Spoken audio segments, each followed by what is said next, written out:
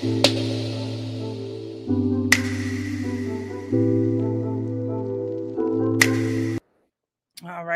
right. Good evening. Hola, welcome. Y'all already know we're back on the Real Precious Network on the Men's Forum tonight. Happy Wednesday. We're almost there. Okay. We're in the middle of the week and we're going to make the rest of the week a good week. But until then, we're going to have these conversations tonight. I pulled 3 videos that we are going to react to. You know, this is the Men's Forum where the men are on the panel giving their perspective. There are women who are allowed to come up on the panel. Don't be scared. Don't be scared. Just hit that link. And you will be on the show as well. But tonight we're we looking at the men and the women. Remember, on the Men's Forum, it's not about pointing fingers. It's about seeing where we can make different decisions, where communications could have got crossed, where communications could not have been maybe comprehended in the way that the other party would have liked them to. But tonight we are going to break those things down. So I appreciate you guys for being here. Definitely hit the like button. If you're not hitting the like button, I don't know what you're doing. Don't watch me. Hit the like button. Hit the like button. Hit the like button. Subscribe to the channel if you're not already subscribed. And once you subscribe, hit the bell button so you know when we are going live. This is a network now because on Tuesday nights I have the Adoptee Foster, where I have a panelist on. Leon, him and I host that show for those who are interested in learning about foster care, adoption, the many situations and dynamics within that family dynamic, and just how we as adoptees have experienced adoption. And so we are advocates for those who do not have the voice yet to speak about their experiences. And then on Wednesday, we have the Men's Forum where the men come and give their perspective. And, we sit back, we listen, and we don't judge too much, but we got to have a little bit of judgment in there. Okay. In order to fix behavior, you got to judge it a little bit. So we do that on Wednesday, and we have a good time. Last Wednesday, we was here for 4 hours, y'all. We're not doing that tonight. We're not doing that tonight. Okay. We're not going to be up till 3 a.m. All right. No, we wasn't up that late last Wednesday, but it was a while. We're not doing that tonight. All right. We're going to keep it short and sweet tonight, hopefully. However, I don't like to cut off good conversation. So we'll see where we end up, but I don't want to do the 4-hour thing tonight. All right. Before I get to my audience viewer co-host, Mr. R. Payne, how are you doing this evening, sir? I'm doing just fine. Can't complain. Got a little cough and congestion, but I'm gonna get through it. That's about it. Look, I got my tea tonight. Okay, I sneezed last night on the live, and I was like, "Wait, hold up, what kind of sneeze was that?" That's what this should be, but it's not. See, why you don't have your tea? This wealth, all right. We need to be sick out here in these streets. Already enough going around floating in the air. That is true. Yeah. Anyway, everything's cool. Looking forward to the conversation. Yeah, I think it's gonna be a good one. Hello to the chat. Yes. And speaking of the chat, we got Fishing the Fit in the building. Good evening, everyone. Hola, good evening to you as well. 3 a.m. Thought Club. Hey, hey, hey. Hey, hey, hey. That is my co-host on Tuesday evening. So definitely check him out. Go follow his YouTube page. He is coming out and doing his thing on YouTube as well. So support him. Please, por favor. Hello, everyone. Fishing the Fit. Hello. Our Pain is in the chat, giving some love. Good evening. All hit that like button. Hype it up as well. Smash the like button. Okay. Share, support the movement, all that good stuff. Sean Bolden is in the chat. Sean, I sent you the link. Where you at? You in a car? What's going on, Sean? Where you at? Good evening to you as well. Darnell, thank you so much for being here. Hello, good people. Hello to you as well. Hi. How are you? Thank you so much for being here. Good evening to you. When are you giving the link? Drop the link. I try to drop the link after the first video, after we, get into a little bit of conversation, and then we want to hear everybody's thoughts. In order to join the panel, you have to be respectful. You have to be a real person. I do have to see your face behind in the backstage. However, if you do not want to show your face throughout the show, you don't have to, but I need to know that you're real. Okay, real. Good evening, Menalik. I appreciate you for being here, sir. All right. I don't have the link. You don't got the link? You don't have the link? All right. All right. I'm going to drop the link pretty early. Okay. I'm going to have to drop it pretty early. But first, before I drop that link, we're going to get into this first video. Now, I told Arpain I like the videos and the content where people call in, type in, write in, send in a letter, whatever it is, to these podcasts, platforms where they already know, the videos are going to get the clicks and the comments, because whenever you ask someone their opinion and they're not afraid to give their opinion, they're going to give it. And so I like going over those videos because it allows us to do that. It allows us to dig deeper into the conversation. And so I have 3 videos like that tonight, but tonight we're going to go back to tonight's conversation world, because they always got those juicy conversations. And last week you guys said you think that people are getting paid to read them, or you think that they're being planted in the audience so that so it forces engagement, right? Is that kind of like what y'all said last week? I know for tonight's conversation, I think those guys are plants in the audience. Okay. So yeah. Men and women. Yeah. It's funny that some of them, when they're reading them and they're like, yeah, my ex did X, Y, and Z, and then the ex be there. And it's like, yeah, what's going on? But we're going to go over this first one because I don't know if somebody planted this in the audience or if this is this girl's real life, but it's a little wild. So we let me also say that though, with the plant, it doesn't matter whether it's a plant really, if the conversation that it sparks is a good one. Right. And I think that's the point of it all, the reason for it all. All right. Amazing emotionally. Hold on now, I was about to call it Salesforce. Lord, I can't stop working. All right, come on. He's amazing emotionally, physically. Earlier this year, I had to have 2 brain surgeries. He stayed with me in the hospitals. He even washed my butt some of the times. But he wasn't working for a couple of months, and I'm 24 now. So I basically feel like I'm just real grown. So what's your question?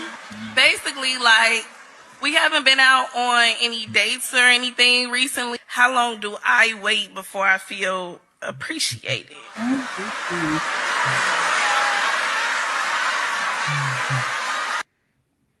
I don't know if any of y'all know the group Cherish. It was a group from back in the day, and they had this song, I'm feeling really unappreciated.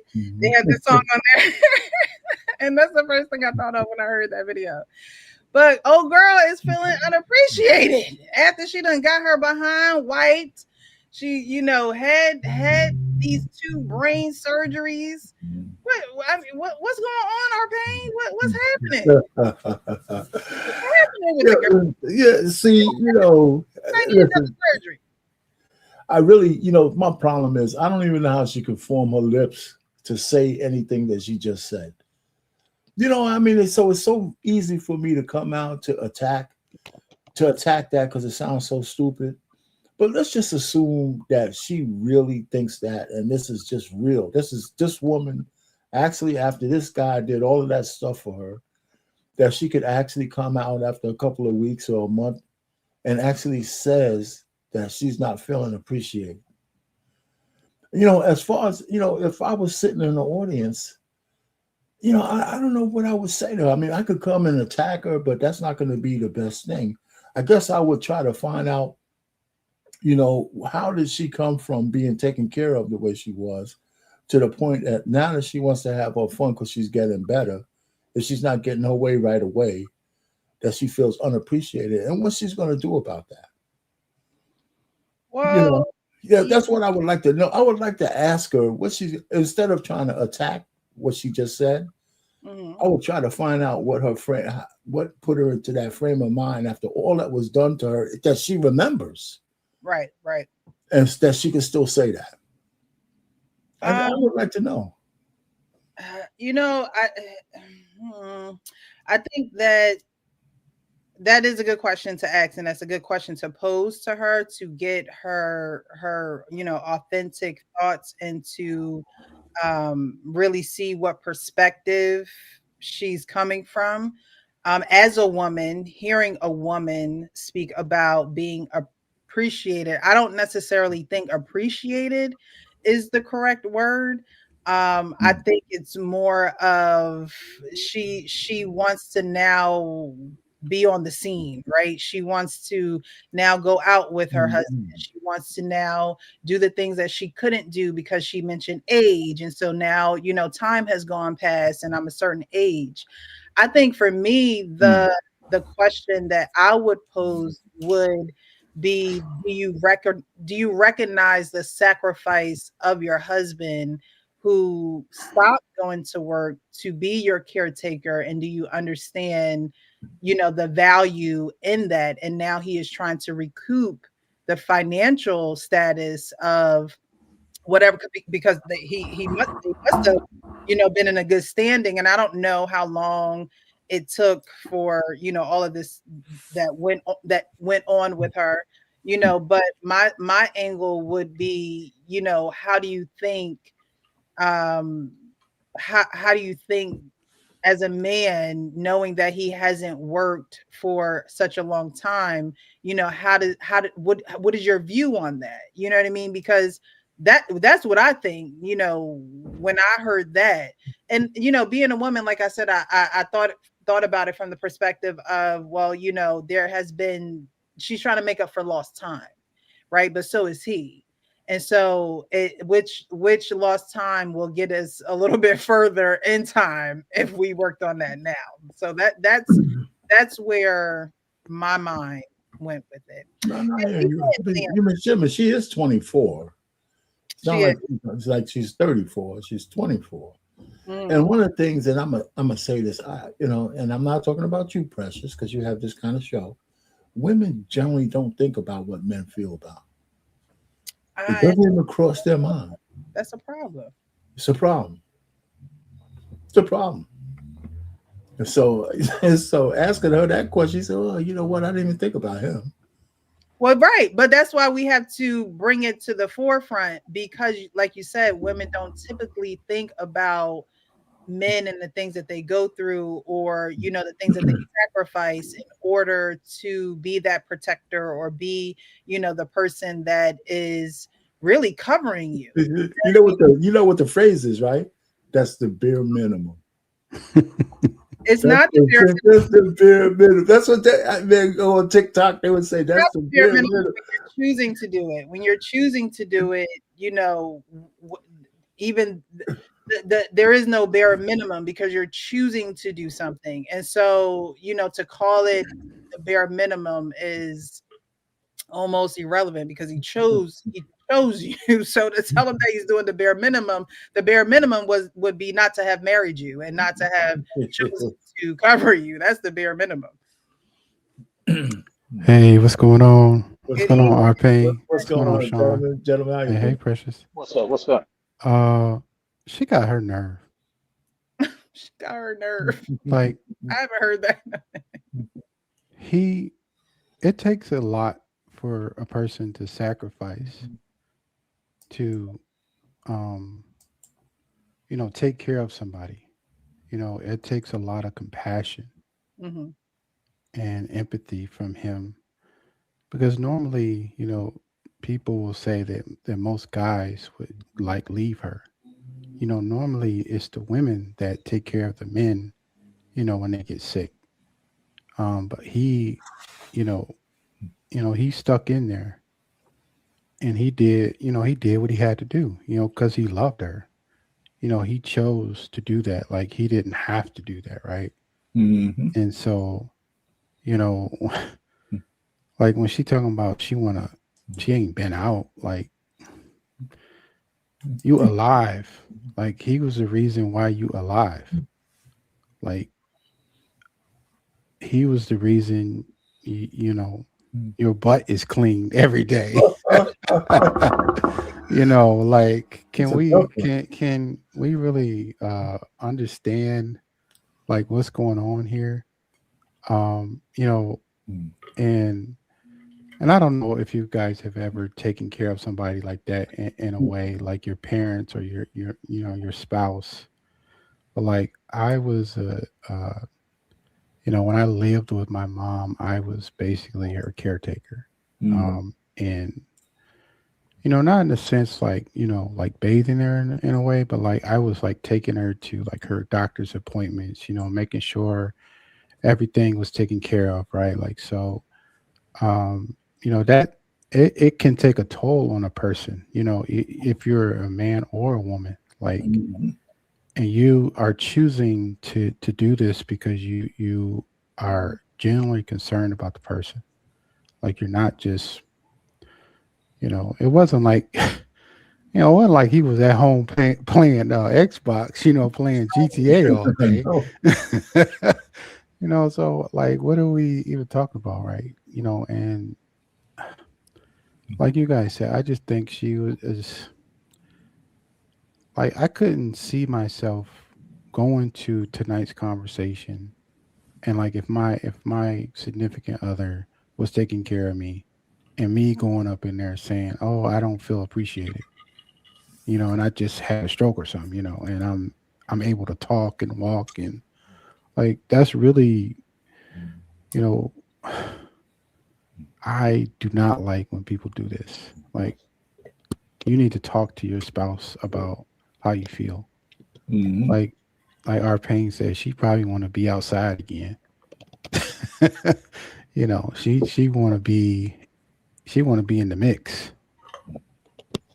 Yeah, and let's not get it. I think that it's natural for her to feel that way. However, the sacrifice of being a caretaker, a position that usually women take because we are just naturally nurturing. Right. I think it takes a special kind of man to. I don't think that every man could do that. That's just my opinion. I don't think that every man could be a caretaker. And so knowing what is sacrificed, it's almost like the kid who's like, well, I have candy, but I want more type of thing. It's like, he nursed you back to life. He was there for you, two brain surgeries. Are you even in the clear? Like, are you? It's one of those things where it's just like your time will come, but at the same time, show the reciprocity of the sacrifice, right? It is showing, it's showing him that you can stay down like he stayed down, because I believe they're married. I don't think I believe she said her husband. I don't. Maybe she did. I didn't hear that part. I thought he's amazing emotionally, physically. Earlier this year, I had to have 2 brain surgeries. He stayed with me in the hospitals. He even washed my butt some of the times. But he wasn't working for a couple of months, and I'm 24 now. So I basically feel like I'm just real grown. So what's your question? Basically, like, we haven't been out on any dates or anything recently. How long do that doesn't. I mean, it could be a boyfriend, girlfriend type of situation, but a man who ain't gonna work and with a woman to take care of her, that sounds more like he's committed to her. He really loves her. Like, you just ain't like, there's a difference between like dating somebody and the person that you really want to be with and you really love. Like, he cared about her well-being, legit. And for her to, you've been on dates, he's been taking care of you. What are we even talking about? He brought you back to where you can, I mean, brain surgery, that ain't nothing to sneeze about, right? Like, the 2 of them at that matter. Hey, maybe that's why she's saying some stupid shit like that. Yeah, Because like my mom had a stroke, right? And probably 2016, 2015, and she had a real big one. And my mom had good penmanship, right? Like, so Mhm. she could really write really well, it's in cursive. And like, I would tell her, sign your name here. I want to see what the handwriting looked like. I was like, oh, we got to go. This looked like chicken scratch. So, just knowing what people can do and what their strengths are, and when you can see it, and when they're not at their best, that's when you take action. But I mean, I in a way I understand where she's coming from, right? Like, so she wants to experience things, because she's been sick for, if she's had two brain surgeries, was Yeah, that like in the same year, or like was that in 2 years? That could do a lot to her mental too, right? Like, 'cause she wants to be, she just wants to enjoy just life, being not in the hospital or not in a bed, right? She wants to be, go enjoy a nice dinner, or go see a movie, or go to a concert, stuff that people do on a regular basis. And, sometimes we often, take that for granted, and that's what she wants to experience. But on the other hand, she seems like she's a little, you know, ungrateful. Yeah, but those two things can exist in the same spot. Because I was going to say the same thing. Brain surgery sounds like a life changing event to me. I Mhm. don't care. There's no such thing as a minor brain surgery, right? right. Mhm. So, so from that standpoint, okay, every minute has to count, every this and that. The child in her doesn't know that she's supposed to communicate that feeling to her significant other. Mhm. Or why? And maybe she doesn't know, she's not making that connection. Because I was going to try to give her the grace from that standpoint of, yeah, these kind of things are frightening. They're life changing. You survive through it, and uh, so I would imagine a guy who took care of her would probably understand her urgency for some kind of, let me live life to whatever fullest, because I don't know if this is coming back. I don't know, blah, blah, blah. So he could come back to her and say, I understand where you're coming from. Give me this much time and then we'll get rolling. Mhm. But she's not giving them that opportunity because the petulant child part of her isn't putting those two things together on why she's saying some of those kind of things. And Mhm. that's what I would say. You Yeah, know? I think it's very natural. Like I said, I think it's very natural for her to feel the way that she does. Uh, Mm-hmm. However, what kind of conversations are you having With with the him about it? And it's almost like she probably does feel like she's gonna come off ungrateful if she goes to talk to him about it. However, if somebody is wiping your behind, oh Jesus Christ. there should be nothing that you can't So, go. I'm serious. I'm Like serious. like there should be nothing that you can't say, hey babe, can we take a breather, or can we go take a walk, or can we, Mhm. that's another thing. Is like, what you trying to do? Like he probably like, look, I took care of you for a while there. It was a bumpy road. He could as her caretaker want to be very careful too. He could be very timid in that area of activity, entertainment. They always tell you when you're driving, it's almost like you got to be able to watch out for other cars, right? Because Mhm. you got Oh to yeah. watch the people around you. Right. And so there could be a healthy fear there for him as well as, someone who did take care of her. But I understand where she's coming from.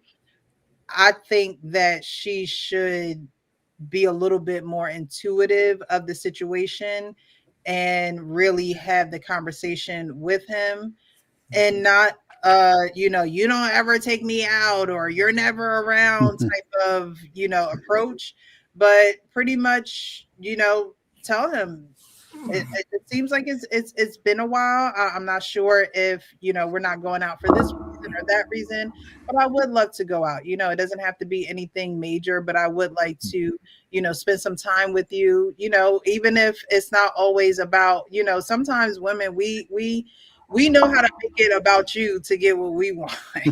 Right? Of course you do. So you just have to approach it in a certain way, but to say, well, I'm grown now, and you know, I how long is it going to take for him to appreciate me? And it's like that type of verbiage and the way that she framed it makes it seem like she's just trying to be outside. Like she just want to be seen now. She want the world to know she is healed in Jesus' name. Okay. Yeah, but at least she's not talking about girls' trips. She's talking about he could actually. Not yet. right. Yeah, no, she's not talking about girls' trips, but she still want to be outside. When I say outside, I just mean she wants to be on the scene. It doesn't necessarily have to be with the girls. Even being outside where her man is still going out, being outside. You can be outside with your man. That can be a thing. It's not always a girls trip or a girls night out type of thing, but she clearly wants to go out, and that's just the nature of women too. You know, women don't always like to be in the house, especially if you have a man. It's like, all right, well, let's go out. Let's do something. You know, you have a lot of women, or you have a lot of men that are okay with being at home, and you have women that complain and say, he never takes me out. We never go anywhere. We never, you know, women do like to have some type of excitement. You know, it could be planned, like every, you know, month we're going to do X, Y, and Z, or every other week we'll go and get ice cream together, or like, you know, but at least she has something to look forward to. Women like having something to look forward to. It's just in our nature to want to look forward to something. Well, Sean, how are you? I'm good. I'm good. How are you? I'm well, thank you. Thank you for being here. That's good. Just salute to you both. Oh man, you just nature. Your audio is breaking up. You're sounding like Oh boy, me, Sound like you're me underwater. and this audio. Hold on, we're going to try something different. I don't know. I'm on my headset. Can y'all hear me better? Maybe I need to change my headset. It's choppy. Still choppy, yeah. Yeah, so and she also has to really think about his mindset too, right? Because that took a toll on him, you know, really taking care of her every day, you know, and I don't know how, like, we don't know how down bad she was, right? Like, we don't know if she, at the time that she was going through it, you know, if she couldn't, you know, walk or speak or talk, or we don't know the level of where she was, right? But he still had to you know, make that responsibility and take all of that responsibility and be like, all right, I'm gonna, you know, do what it takes to get her back to where she need to be, right? Because he loved her, you know, and you know, for her to, and I get what you're saying, Precious. Like, she just wants to do, you know, she just wants to be like a regular person again, right? She just wants to do regular things. And, you know, he may not be ready to do those things. Like, he might want a break, right? Like, so he might want, you know, he might want to play on the Xbox for a few days, you know, because he's been taking care of her. So I get both sides. But like her trying to make it seem like she wasn't being taken care of when that's far from the truth. Man, Like, man, oh man. Whew. Can you hear me? you still sound like you're underwater. I was waiting for him to talk more. To see But go ahead, man. Go ahead and say what you got to say, Sean. Let's see what's happening. I know. I'm trying. I just want to, you know, I'm trying to get to a better audio source. That's better. Oh, okay. So what I was saying, you just spoke about nature, right? And I'm so tired of hearing about a woman's nature, because men have nature too, and we don't always exercise our nature, and that restraint is necessary for maturity. And so the maturity of a woman is not, it's understanding your nature and when it's unnatural to a relationship. And that right there, what she just displayed, regardless if she wants to go out, she is out. She's at tonight's conversation. So all of those excuses of, oh, I need to get out and I want to, okay, that's excuses. You're being ungrateful. How about that? How about we really address what is going on? You're being ungrateful. And it's unfortunate that that person who took care of you for all of the time while you was ill, for you to just turn your back and be unloyal and ungrateful to him. I hear what you're saying. To say that a woman's nature is unnatural to a relationship, that I mean, and my hearing that makes me think you don't want a woman's nature in a relationship, because it's going to spill in the relationship all the way up and down and through. So, like, it's a woman's nature in a relationship. A woman's nature is to flow. That's her nature. A woman's nature is to flow. And so that is natural in a relationship. However, there does need to be parameters with that flow, and that's where a man comes in at, because we can't you let us flow, we just going to go, we just going to lean with it, rock with it, right? So the man comes in and sets the boundaries and the systems and things of that nature in place with the mindset that a woman is going to be a woman. He knows that she's going to be who she is. And so it is up to him to have this knowledge and awareness of the woman that he's with, in order to know how to maneuver in the relationship and set boundaries and set, and it should be a together thing. It shouldn't just be up to the man. However, men are more logical, more practical. And so naturally the leader in a relationship would do that. Plus we're coming into your world. And so, you being able to let us know how to flow in your world is what's needed. A woman is not going to come into a man's world and just do what she wants, right? No, there's going to be, this is how I work my system, or this is how I function in my world. And if you can function with me, great. But if we're always headbutting, or if you're always trying to question why I function the way that I function, then not sure if this is right for you, or Well, to your point, a human nature is to flow. It's not a woman's nature. A woman's nature, we're going to be it's often rebellious, and that's what we're fighting against often, is the rebellious nature.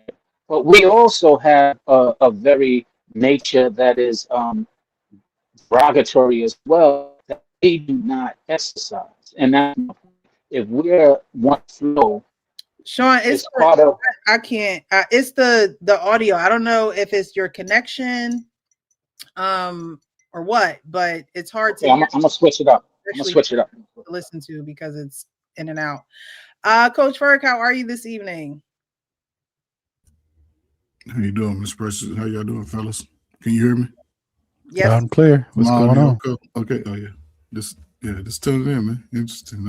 I like so every show you gonna have a new generation behind you now? Who's that? Family tree. He gonna have a family tree. Who that? This is me. Behind me. Okay. Yeah, that's me. Yeah, that's me. He didn't know nothing to the world. Sleep. Looking like my mom and my daddy rolled up together. Looking like they behind there. Baby innocent now. Yeah. That's hilarious. Once he opened his eyes up, it was over. But no, yeah. I was just, tuning in and the stuff. And so, yeah. Did you see the first video? I didn't see the first video, but all right, we're gonna go through it one more time. And I love it when you play it back.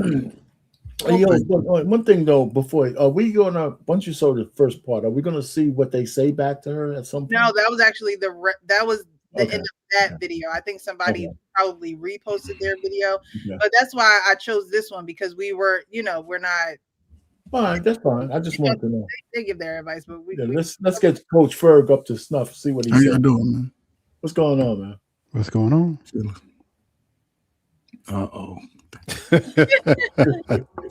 He's amazing emotionally, physically. Earlier this year, I had to have 2 brain surgeries. He stayed with me in the hospitals. He even washed my butt some of the times. But he wasn't working for a couple of months, and I'm 24 now. So I basically feel like I'm just real grown. So what's your question? Basically, like, we haven't been out on any dates or anything recently. How long do I wait before I feel appreciated? Damn. I only want, oh my God. Yeah. Really? Really? That's what he said. I don't know how to respond, really, but That's I'm gonna it. try something. I'm gonna throw something against the wall, right? Here's a man, right, that saved your life, gave you life, when he could have ran out like they claim most of us do, right? But that's a lie. He nurtured you back to this capacity so you can follow back in line with this feminist, whatever it is you talking about. You to the world trying to shame him, telling me he ain't good enough. That this dude done probably lost his job caring for her little slow ass. But then you're not even giving him the honor that he's worked for through a woman, right? That's the craziest thing ever. Man, I don't even want to listen to what they advice they go give. I don't need to hear that. Because it's like, I think Kitty probably went in on her, I think. But they didn't go in. See, they still got to keep it nice so they can get the new crowd in. But this is stuff right here. I mean, how can you live through this as a person? You so committed to getting back into the 304 streets. Now he ain't good enough. He ain't had a job. Damn, you was laid up. I was wiping your shit out your ass for 3 months. What you expect? I ain't got time to go out. We gonna sit our ass down. I mean, I done went out with you every day the whole time you was laid up. Now, can we just sit down and get mature about it? See, this is what I'm saying. Grown people are going backwards. You can't be mature about this like, oh, I almost lost my life. Baby, thank you. Ain't no band better than you. But I want to get outside. Hey, dude, where you at, man? Let me talk to you, man. I need to talk to you about 6 weeks so you can go see the world. Because, I didn't mean to come in like it, but this woman is trying to shame him. And he doesn't say her life. See, I'm going to shut up. That goes to show you how most women, modern crack era post adults ain't shit. Because nobody's saying, girl, he saved your life. They like, girl, he ain't got no job, man. Come on now. She probably ain't even working. I guarantee. Look, take her ass to the park, let her get out and walk and leave her. Take her out. Take her out. She not respecting him. That's no love for him. Precious, that's no love for him. That's no love for him. See, Coach. Yeah, Coach, you just said that was an old me before I got nice and mellow. He works at Hank. At least Hank said leave her at the restaurant. Coach Ferg said you take her to the park, let her out and walk. Oh, okay. But that's what I'm sure, man. You listen. That's why. Listen, that's why I don't play. I ain't really like to playing this boyfriend girlfriend as a grown man. I ain't like that. I never defined what a woman was. You showed up and we talked, we hung out. Where you at? I'm coming through. When I come over, I want full access. When you come to me, come on in, take your shoes off, relax. You ain't gotta do nothing but get woozy and get what you came to see me. But as far as this, you ain't even earning your man in that type of situation. That's wild. Yeah, so what I said earlier, it's like she was down bad, right? Like, so, and he, he didn't leave her. He loved her and he wanted to make sure she was okay, and she being goofy, going on tonight's conversation, talking about she feel unappreciated. Like, what, like Coach Ferg said, like, what are we even talking about? Like, why is she so confident to go on tonight's conversation instead of actually talking to him, saying, hey, I know you did all of this for me, but I think I'm, want to try to go out, and hang out for a little bit, not she. I don't know. She's just going about it the wrong way. I don't agree. I'm just reading the chat. It's crazy. Okay. Better? Go ahead, keep talking. All right, I'm going to say something.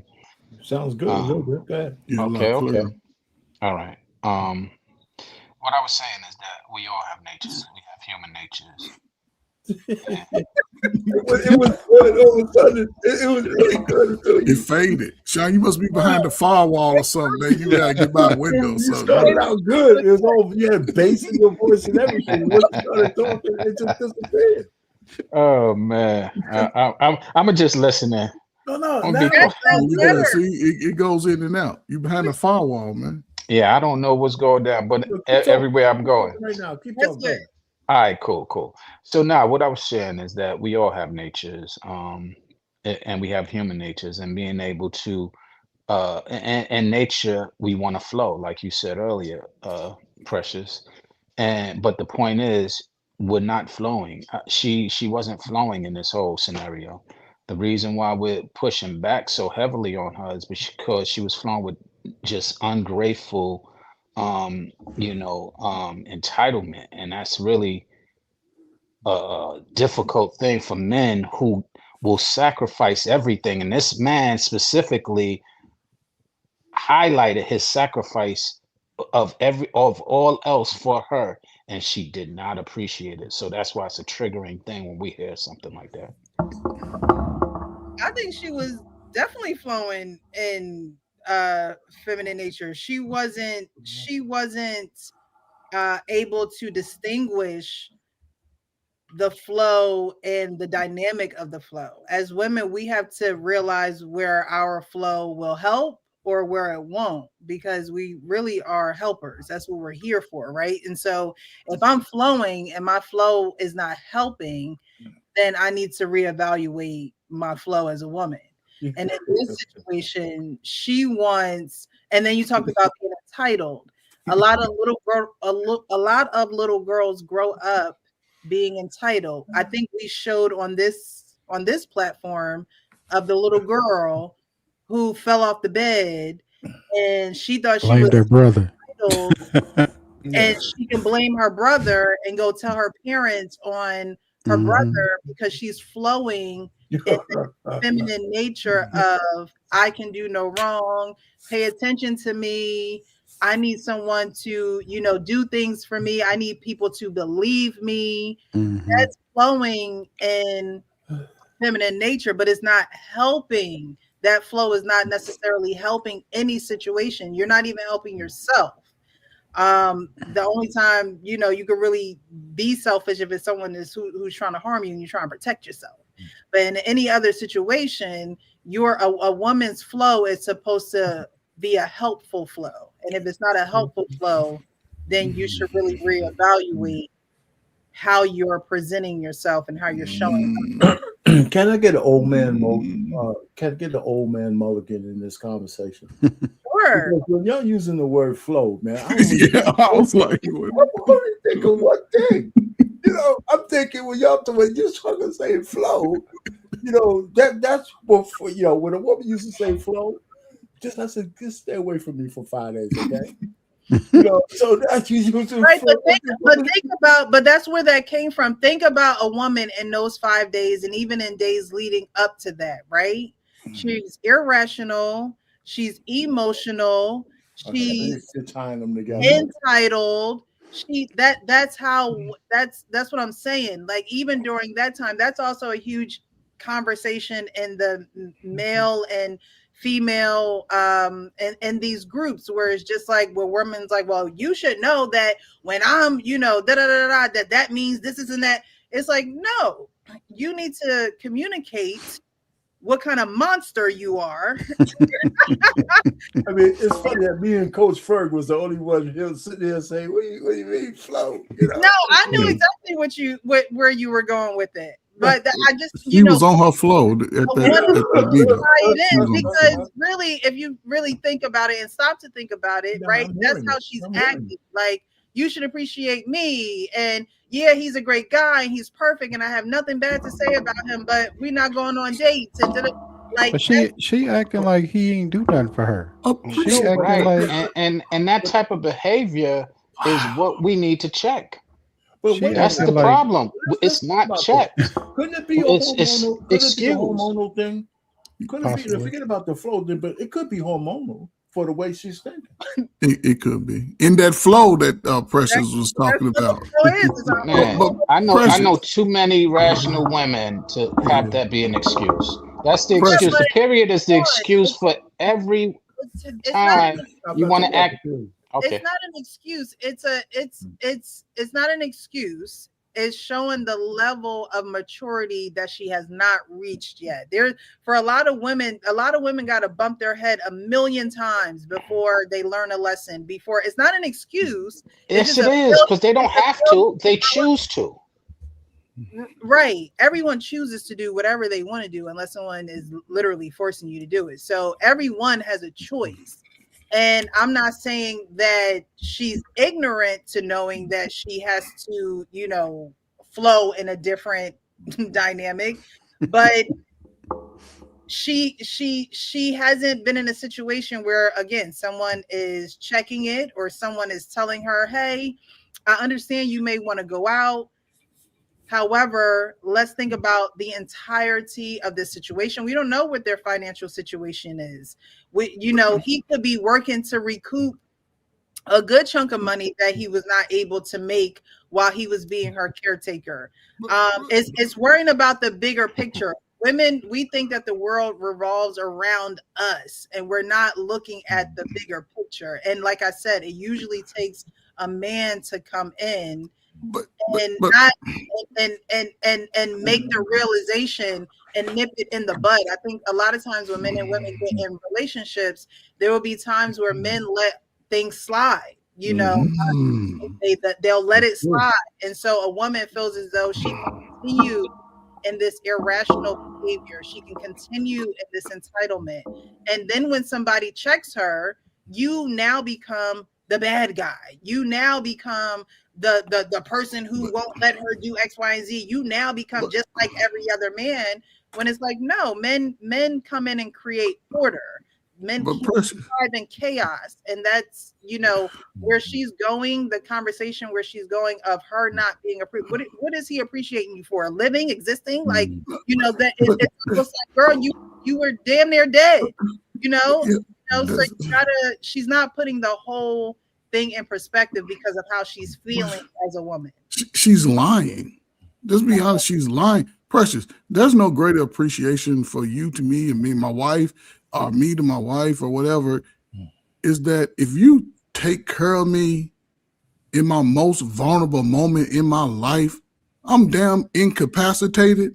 I can't wipe my own ass, Precious, and you take care of me, and I wake up and I see my wife looking at me like, baby, I thought I lost you. Thank you. You appreciate me, don't you? You brought me back to life. But no, I'm so selfish that here I am after this man done appreciated me with my friends, her family. Didn't nobody show up to wipe that little stinking cheek she had over her. Didn't nobody give her a bath with them big musty underarms she got over her. This man has sacrificed. That's the great, listen, there's people been in marriages 25 years, walk out if a woman gets sick. She come back from the doctor, I'm sick. Oh, well, shit, it ain't gonna work. But here she is out of her mind. She ain't even had a dream the whole time. He up there caring for appreciation. The chaos. Man. I guarantee, maybe I'm wrong, she came from a single mama. I guarantee it. Because she don't understand the value of family taking care. It's more valuable when somebody can actually take care of you. Voluntarily. We hear it every day. Ain't no woman go cook, clean, wash dishes, fold a shirt, do nothing. Cook, read to the kids, none of that. Man want to go to work and come home and sit his ass down. I ain't doing nothing else. Dumb shit. But here's a man that has took time and didn't go. He wasn't going out. He wasn't going to get the new Buddhist. He was taking care of her. And you have the audacity. Listen, I'll shut up. If Eve did it to Adam, what the hell are we to talk about a woman doing it to us? If she showed her, because that special fruit was that little monkey. Sure, look at him. Oh, damn, is that what it is? He got up in there. No. He got up in there, and that was that special fruit that man have been gone for millennia. So the fact that, I just have a problem with this whole thing because, listen, if my wife we talk about these things, man, I'm right there. I'm taking to the appointments. I'm trying to get out. Man, I'm calling everybody. Look, I need some free shit. My wife is over here. I need some free shit. I ain't take me out to dinner. Man, please. You're going to see me out here doing fucking cooking shows. Yeah. But you see all of us. Versus a man wipe the sweat off your brow, musty underarms. You better wake up and say, I love you to the end of days. What are we talking about? F the kids, man. The kids, nobody care about the kids, man. I was going to say, when she, you got to think about the type of surgery that she had. Like Coach Ferg said, she had brain surgery. Like she ain't have no, outpatient surgery that, she was back at it the next day. Like he was taking care of her. He was taking her to her appointments, probably,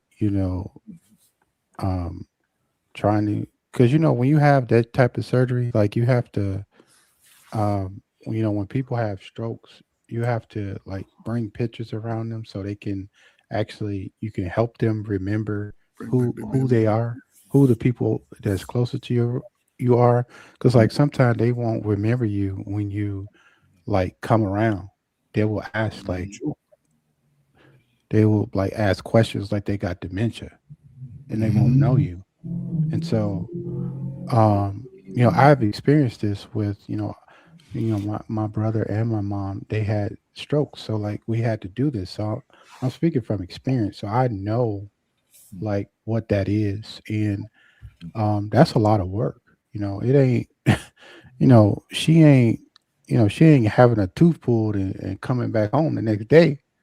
Like he wiping her butt, he probably cooking for her, having somebody cook for her, or he ordering food or whatever the case, like he was doing, and she just was not, you could tell she was not appreciative, at all. And the thing is, we enjoy making your lives comfortable.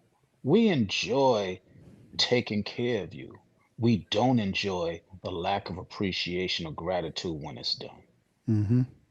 And that's really what it boils down to. That's why we all are kind of somewhat triggered from that type of video and those type of behaviors. And there is no excuse to it. There is no considering something. The fact is, no, it's outright bad behavior and it needs to be corrected. Period. As a leader, that's what we're telling you. And that is just nothing else to be said. Amen. Yeah, and I was gonna say, for her to go to this show to ask this question, it should be a, redirect this to him and report back. Because, this is something that she needs to speak to him about. And you gave that scenario of Eve and that fruit and that monkey. That's what you said. That's what you said. But after that, it was, Adam, where you at? And it's not a sense of I don't know where you at, because God know where everybody at, right? It's a sense of what you gonna do. How you gonna rectify this? How are you gonna present yourself? How are you going to explain this? And that's in essence, that's what it is. That's where God holds the man accountable, saying, are you going to continue to be passive or not address the situation? Where you at? What's going on? Or are you going to stand up and be the man that I created you to be? Right. And so this is a conversation that she needs to have with him. And based off of his response, based off of his hopefully correction, based off of him saying, I understand as a woman, you may want to do X, Y, and Z. However, this is not the time. Okay. There's a lot of times where growing up, my dad, this is not the time for that. No, we're not getting this now. No, we're not buying it. No, we're not going on this trip. No, we're not, that is part of order, structure. You're absolutely right. And I know where you're coming from, but you're asking this dude to do something that Adam couldn't even do. Because if he would have done what you just said, all of our men's life would be so much better. Don't go there, Arpane.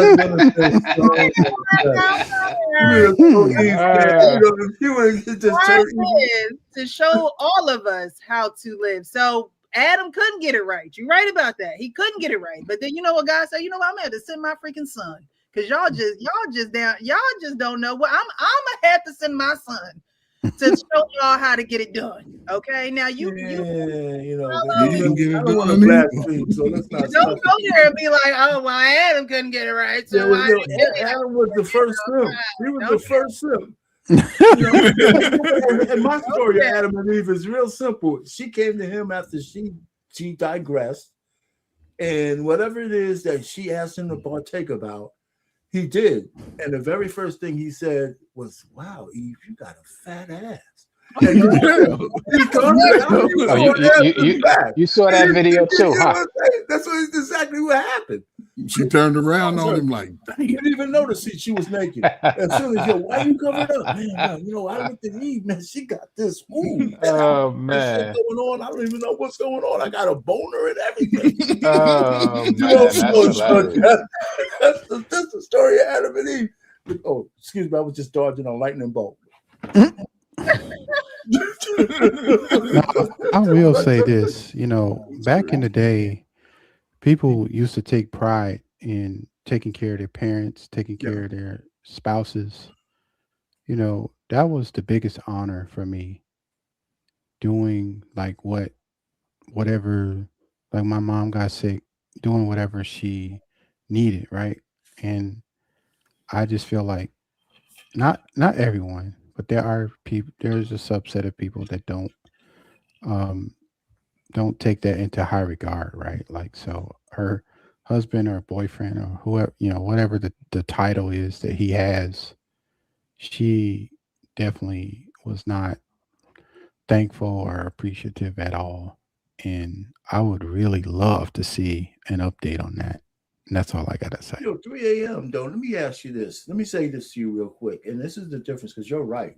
People used to look at it as an honor, but the parents were much better back then too. I loved your mother because she earned it. The parents, a lot of parents today, man, their kids wouldn't even give them a drink of water because their parents were shit. Now if you expect me to come back and take care of you, you know what I'm saying? And you made my life a living hell by the way you live. Don't bet on that. Right? That's why a lot of women make their son husbands, because they ain't going to get no man. They're going to make him try to be the de facto. So, yeah, but the parents in the past deserved those kind of things for what they did for their families and their kids. I'm not so sure from Gen Z or Gen Xers down, Gen Xers down, I'm not so sure. It started to wane if you start looking at it. So parents have been terrible, man. So, and they expect their kids to do what their kids don't want to do. Plus, their kids can't live like they used to. I think it could Anyway, be that's just my parental. thought. That's just my thought on it. You know. There might be some validity to parental, but societal takes Big K, right? Yeah. as Coach Ferg, the crack era. There's a lot of different elements that attribute to this type of behavior. Nonetheless, it doesn't negate that it's bad behavior, and that's what needs to be addressed. We have a lot of different roots and reasons and places of where it started and why it continues.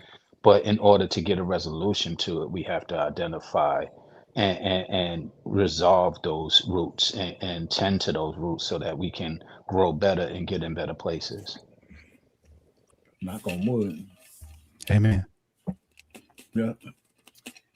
So, all in all, I believe what I'm hearing from everyone is that the behavior needs to be checked. The behavior is a behavior, and usually behavior in women is usually and needs to be checked when they're younger. Absolutely. The older a woman gets, the more out of control and more entitled. And I'm a grown woman now. It's like, I should be living my life when you should be grateful for life, right? You should be grateful for the person who was there by your side to make sure that you continue to have life. And so and all in all, it's the behavior of feeling entitled to attention that should be shed on the relationship and not just on you. Because when it was your turn to be taken care of and be comforted and nurtured and brought back to life, that was done. And so, now it's time to do the same and be there and see how you can, help him and assist and, see where the deficits now lie because of your health issues. I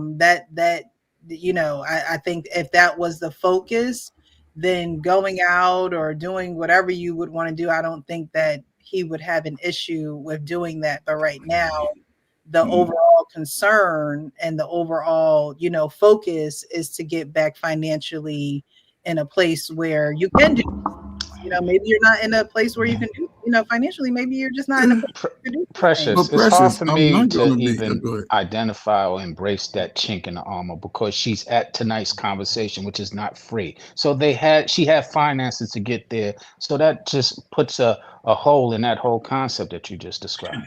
She's just ungrateful. Yeah, she had her finances to get there, but no, we can't say that. We ain't separating her and I now that I've taken care of you. That's just ungrateful. The behavior of her. There is no excuses for her behavior. Finances, upbringing. I'm not saying that the finances is an excuse for her behavior. I'm saying the finances is a reason why she should question, like she should do a double take on her behavior, because that was a issue or a deficit in a relationship when he was taking care of her. The fight he didn't work, and so based upon him not being able to work, she should put two and two together, in her grown mind and say there has been months where he was not working, and I can understand where he now wants to stack or he wants to save. She should have spent that money and went on and took him on a date. That's what she really took him on the date. Thank you, baby, for saving my life. It ain't a financial thing. She put two and two together. Take me to get a steak. Two and two $50 bills to get that $125 ticket to go to tonight's conversation. Right, but it was for her. That's the problem. This is what we're talking about. Sean, sweetheart, we're saying the same thing. I'm not saying it against you. We're saying the same exact thing. Okay, I'm not saying. I'm sorry. I'm just triggered by that selfish behavior. I'm sorry. For the money should be for the relationship, just like the care and love that he has for her is for the relationship. He put that 50 and that 50, and she went to go have a good time by herself. And so she should reevaluate her behavior because she's not thinking about the relationship like he was thinking about the relationship. Is what I'm saying. I hear you now. I'm sorry. I was Precious, just triggered. I'm Forgive gonna me. say this real quick, Precious. You know what the unique thing from yourself and even our pain situation, right? You are a daughter, and our pain has daughters. You know what? I'm think I'm almost 100%. I could be off our pain. You correct me. That there has been times as a father he had to check his daughters, Oh yeah, no Oh, doubt. and there has been time as a daughter you've been checked by a father, right? And this is the dynamic that we up against now. A lot of these women that move like that, they ain't been checked by the father of a person of authority, so they've been getting free will through. By the time most young ladies become teenagers, mothers just let them run free reign like the sun. Go ahead. So that's why we see pregnancies, young girls doing wild, getting peed on, all this wild stuff because they never had somebody to check it over time. Somebody that's by default is always the father who is the best man to check a girl. So she knows that by the time she leave the house, she understands that there's boundaries with men that I can't go to. And it's unfortunate. A lot of, hey, listen, man, I don't know. The age difference, I don't know, but that little special generation of mine, your male and female peers, them motherfuckers a little slow. They're a little slow, Precious. And I mean it with love, right? Because they making bad adult decisions. And they're not doing it once. Listen, I don't believe in no mistakes no more after 30. Your ass is intentionally diving in the shit pool and then complaining that it smell like shit when you're in the pool. So I just don't get that. You know what I'm saying? Listen, Precious. Like you said, you have brain surgery. You damn near got to it's like your power going out on your internet and you got to reboot that shit. She was rebooted. This man gave his life for her to get back to health. And instead of her appreciating, she ran to the streets to tell the world that he ain't shit, y'all. This nigga wiped my ass and guess what? He ain't shit. Yeah, girl. Everybody in there should have been like, girl, you a fool. That should have been and I don't care about feelings but when you come with that, I'm scared of stuff like that. People like that, I stay away from. I don't want to drink wine with you. I don't want to go in the bar. I don't do stuff like that. When people shit on other people intentionally, I just thank God that I've been able to sort of navigate through that with people. Because I don't give you show me the shit. Oh, you smell like shit. You can put all the perfume on everything. Oh, your ass stink. But that was just bad. That was just bad for her. And again, we'll see what the sisterhood say. Yeah, no, I think that they did speak towards her. It's not confirmed that they did that. It's alleged, right? It's not confirmed. No, I've seen Kitty say something, but it was, Okay. a couple of people did check her. It was too much love and compassion. I can't remember the response, but I do know that it simmered down my triggeredness when I was listening to it. Because I was triggered when I heard it. I was like, yo, I was screaming, yo, this little, I was cursing out. But you needed to hear what you said, though, Coach. You should have heard what you said. But nah, seriously, they did kind of address it, but the way that we're addressing it, I think, is more suitable. I wish she was my daughter so that I can share with her how ungrateful she's being, and that I'm probably the one who helped her get there so that I can reel her back in. Yeah, and it starts with parenting. So, he may have had parents who nurtured him and loved him and, showed him what love really is. And she sounds like she was in a home where, mom was always going and, she needed someone to really take her under their wing to show her what nurture and love and sacrifice and reciprocity really looks like. Because when you don't see it, it's not an excuse, Sean. It's just not, and it's not in your nature, right? Because it's not in your environment. It's just not in your repertoire of cards to enact, to pull out, to, you know, resemble. You just don't know. It's literally ignorant presented to you, and unfortunately, it comes out looking like that. A lot of times, you can tell children, young adults, teens. You could tell who's been raised in a home with two parents, and you can tell who hasn't. It's just evident in a lot of different mannerisms, activities, respect, and all of that. So it's evident. So we're gonna move on to the next video. I appreciate you guys for being in the chat, engaging. Thank you, thank you, thank you. We're gonna move on. We've spent enough time on that topic. So a lady calls into a podcast, and forgive me for not knowing the names of these podcasts other than Ace Metaphors. I meant to put them in the banners. I usually give credit, so forgive me for not knowing the full names of these podcasts. But a lady calls in and wants to know if she's a jerk for how she handled a situation at her husband's birthday dinner. Uh-oh. For telling my husband's family why I really left in the middle of his birthday party, or his birthday dinner, rather. Right. I left my husband 3 weeks ago, and until now, I'd been telling everyone the same vague line that we've been taking some space and trying to figure things out. Yesterday was his 31st birthday, and his family expected me to come because apparently keeping things civil matters more than our reality. Okay. I went because his mother kept saying that I was making it a harder time, and honestly, I thought I could get through one dinner. About 20 minutes in, his sister started joking that I was being dramatic for moving out over a few arguments, and that I always make him sound so scary when he is just intense. That set me off. I said that I did not leave over arguments. I left because he used to take my phone at night so that I wouldn't embarrass us by texting friends when we fought. I left because he made me stand in doorways and repeat entire conversations back to him until I got the wording that he wanted correct.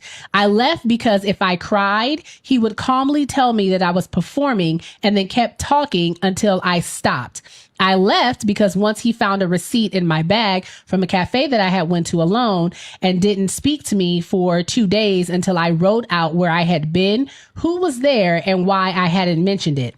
And I left because the last time we argued, he smiled and said very quietly, "No one will ever is going to believe this version of you over me."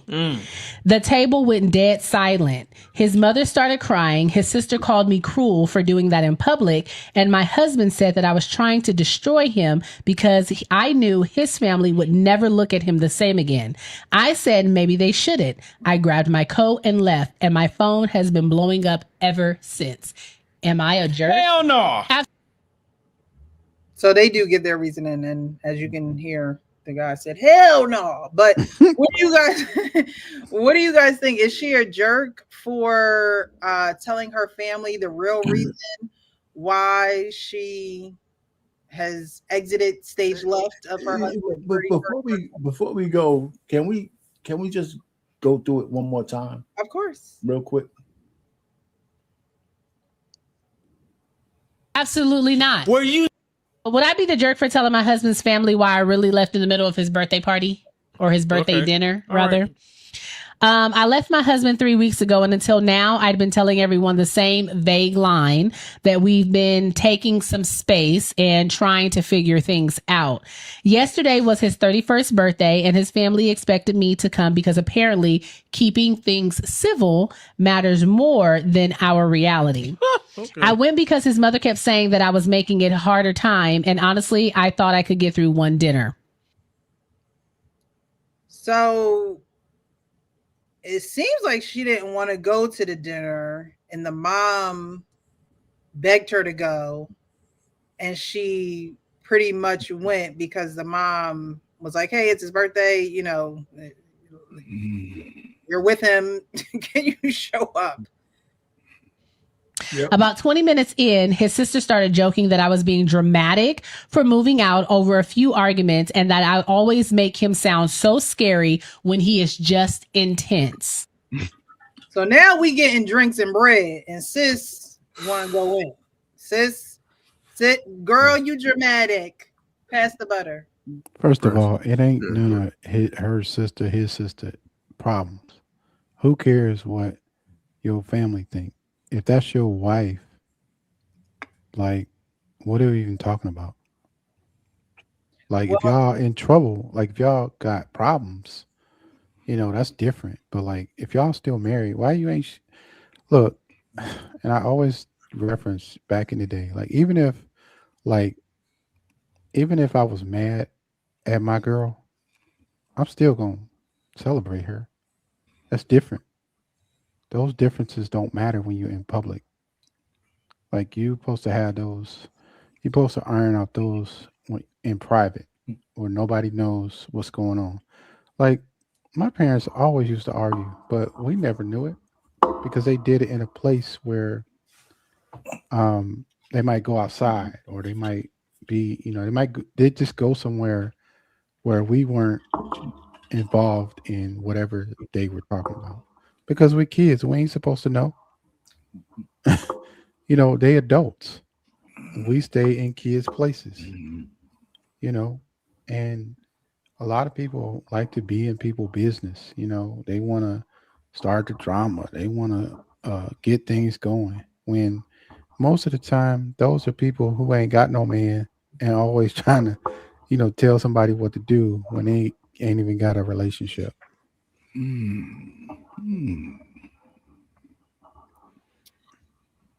Brother, that's his fault. That's his fault. It's a typical Precious. I'm gonna say this to you. You make sure when you get a man, he come from a 2-parent home. Don't you get no baby mama raised boy who go run over his mama house every time y'all get into it. Mm-hmm. It ain't gonna work out because they gonna do you just like they did her. Why? He is passionate. No, that nigga crazy. Making excuses for the nigga. He tried. They all think the world of him. But he's not being real. He's faking because he get into it with his wife. I mean, you know what I'm saying? And she's got some suspicious behaviors. She got some suspicious. Listen, in today's world, go Bruiser. You can't fool. I recommend. Listen, I'm gonna track my.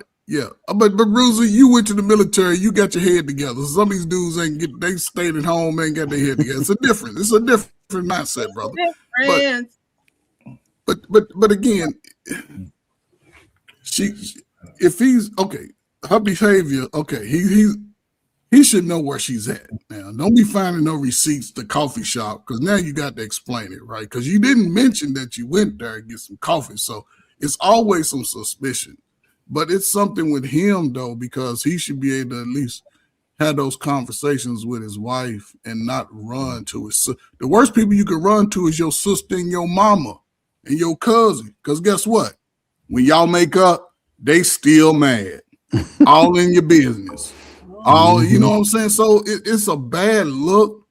And he's young. He's 30. Listen, he's second generation. He the second generation. I'm 30. It's part of the dynamic of how they was raised. Yeah. So but a man, you know what I'm saying, if he had a relationship with his father, that could be something that they could iron out, him and his father giving them sound advice and letting them know, boy, get your shit together now. You got a wife, or not running to mama. Yeah, it's her fault. So it's just a bad, you know what I'm saying, bad on both parts. But it's she's sneaky. She's doing stuff sneaky. On your child's relationship either. It's one it should go both ways. You shouldn't be running to your parents with all of your relationship issues, and parents shouldn't be so eager to be involved in your relationship. Keep your distance. Well, she moved out, right? She's already moved out. Yeah. Right. And the mother asked her to come to this because she didn't want to come. Right. Right. So she wanted to spare everybody what was going on between the two of them because she didn't want to go. Listen, the dude, the way Family. if whatever she said, if anything that she said was true, this guy was spiraling to begin with. If you had to do all of this stuff because you're worried about your chick, if you already lost, it's been over. you already lost. You know, and one of the things I think men need to understand: if you're married and you and your wife split, you got to divorce her. You have to divorce her. Yes. Because as soon as she starts getting bust down, she get pregnant, that kid's yours. Yes. You know, so, you know, there's no such thing as a separation. It's a dangerous thing for a man. In Louisiana, you could divorce your wife, but if she gets pregnant within 300 days, that kid's still yours. Wow. Hey, for real? Yes. Ain't no way. Judge, like, you better wait them 300 days. Not. They ain't gonna wait, Precious. They ain't waiting. It's like your bad credit. Give them 90 days tops. Don't let it go from April to August. Oh, it's over. They outside from April to August. It's over. You know. No way. No. Oh wait, you're muted. I think it mutes everybody when even though it's he's at fault with this split, he's got to move on. She needs to file for divorce from this guy. That's what you know, I don't think he's going to change. You know, and he needs to know he's not getting her back. Not if he's going to remain the same the way he is. So this relationship is over. I don't know if they have children.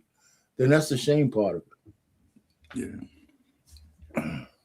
Yeah, I think she felt shamed for if she wasn't going to be in attendance, and that's why she showed up. But that's how you know that the family is so deep involved in what is actually going on in their relationship. You know, and if someone is trying to keep their distance because they know that there is friction in a relationship. They know that there are things going on in a relationship and they don't want any chance of that. I think she tried to spare him actually of not going. You know, she didn't want there to be any chance of any type of public scene or public rejection. You know, she didn't want that to take place. But again, trying to appease him and his family, she went and let him have it. 15 minutes in, and called dramatic. Now I'm gonna have to really tell y'all what's really going on, because obviously what you've been hearing hasn't been a factual depiction of what's actually going on in our relationship. I put it on him. It takes a lot for. It should take a hell of a lot for someone who you're married to get to a point where she's now airing out the business, because she has, you know, everyone thinks one thing when it's really another thing. And something that they shouldn't be involved in the first place. I put it on him because the mother and the sister should never have even known what was going on. Right. He had. So yeah, I agree. It's his fault, and he needs to straighten that out, because whether she has reasons to feel that way or not, you know, is irrelevant. The point is, he shouldn't have even been open mouth to where they knew anything of what he was going through, period.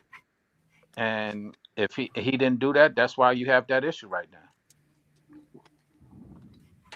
Yep. So she wasn't the jerk. Is that what everyone's saying? She wasn't the jerk? Even if she was, it was his fault. Yeah. Because you know, she did publicly out him. You know how you know y'all men feel about being publicly. Nope. He publicly outed them when he started bringing it to his sister and his mother. She just relayed it. She said, "Oh, y'all want to talk about it? Let's talk." So want to talk about mother. Sorry, but okay. The coffee date was setting up the booty. Y'all ever heard that from the old penitentiary movie? Mm-hmm. Set the booty up right. We meet, we have coffee. Hey, I'm married. All right, cool. I'm with it. You know what I'm saying? Now she got a communication with somebody else because she never mentioned it, right? So I'm assuming that I thought she did explain the coffee. she said he went through her pockets and found her old receipt. That's what I heard. But yeah, but I thought she explained that. Did we finish going through it the second time? That set me off. I said that I did not leave over arguments. I left because he used to take my phone at night so that I wouldn't embarrass us by texting friends when we fought. I left because he made me stand in doorways and repeat entire conversations back to him until I got the wording that he wanted correct. I left because if I cried, he would calmly tell me that I was performing and then kept talking until I stopped. I left because once he found a receipt in my bag from a cafe that I had went to alone and didn't speak to me for 2 days until I wrote out where I had been, who was there, and why I hadn't mentioned it. And I left because the last time we argued, he smiled and said very quietly, no one will ever is going to believe this version of you over me. No one. The whole maps of that day that she went to the cafe. She had to tell who she was with, what time, what they ordered. You know how I got on. You know how I got on the girl last time and said there's no excuses. Well, this time it's on him. There's no excuses for his behavior. That's some bull crap. He needs to be checked. His manhood, the way he is approaching things, need to be checked, and he need to change that. Period. There's no excuses for any of that stuff she just described. It seemed like a little psychopath, if you ask me, right? Because he's controlling, he's manipulating. No one will ever believe you over me, right? And he don't trust my mama and my sister, because I'm gonna take you over my mama and not my daddy and granddaddy, uncle. You gonna see my mama and my sisters, so they gonna try to shame you because I do this to girls all the time. Yeah, this is all him. Well, that last one sounds like all a threat. Him. I can't even put it on her whatsoever. Like this is all him. Yeah, that sounds like a threat. Yeah. Taking your phones. You know that's torture. I'm taking your phone so you can't text and stand in the corner, count to 10 backwards and say the words. Treating her like a 10-year-old. I wish I could. Humiliating, Mm-hmm. It's am I your woman, your wife, or am I your child or your gigapet or something? I don't know. Property. I believe he was doing something. Well, the only thing that's her fault is he had to be exhibiting something. Yeah, those who can't trust can't be trusted, and he was bullying her. It's all on him. He's a poor excuse for a man.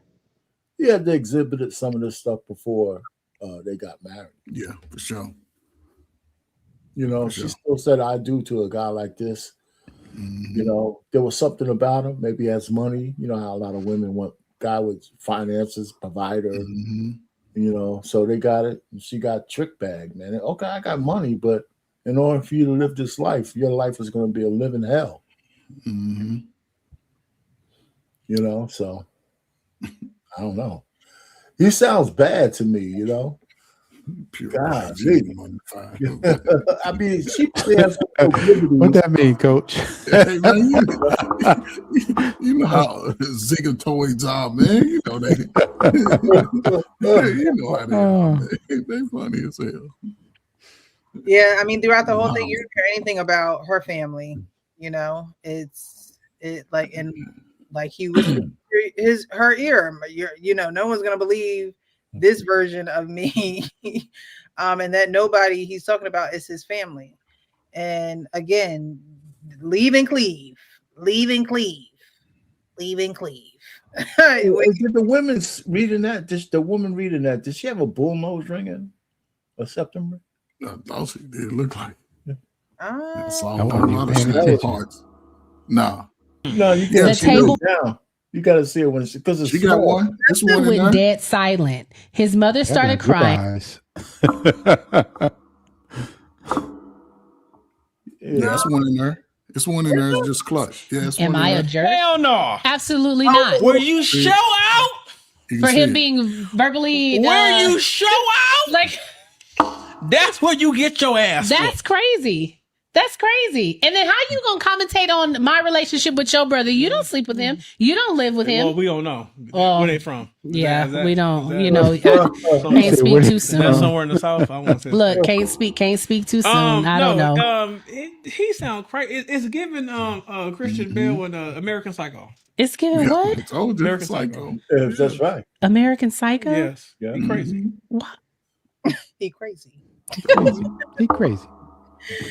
Nick says in Virginia, there's paperwork you can file so that the actual father can be put on the birth certificate. It's acknowledgement of paternity or something like that. well, don't sign it without a DNA. Don't acknowledge anything without a DNA. I don't You sign be a nothing fool. without my lawyer. You gonna go broke for the next 40 years, and you don't do it if But you don't do it. Even what she just put, even what was just put up there says that there's a step that because you're going to be presumed the father unless the guy agrees to sign. If I know that listen, I banged out your wife, it was good, it was okay. She gets pregnant, and I don't want this chick, and she gets pregnant.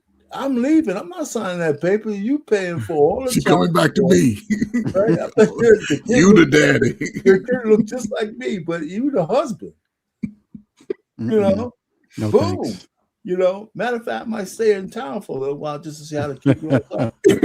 So you come back to Say, why you Spin pay the for block. all this? I'm only joking, man. This is the most horrible thing in the world. You know where that comes from? Old British stuff, almost 500 years old. It was one of the things that was adopted by the colonists when they came here. They never changed. Yeah. Mm-mm. All right, so we concluded she's good. She's not crazy. She's not a jerk. He was just doing No, they're both crazy. most. They deserve each other. Good point. Good point. Well, what was her problem then? 3M. What's her problem? What did she do? Well, why is she telling her business to everybody in the world? You mean at the dinner? What? Look, if she your telling her family, friends after the yeah, fight. That's if what your she- friends and family know every intricate detail about your relationship, she could tell anybody. Like, if he ain't beating her, if he ain't abusing her, if he treating her right, there are things you can get over. There's things you can work out. Like, Oh, that's true.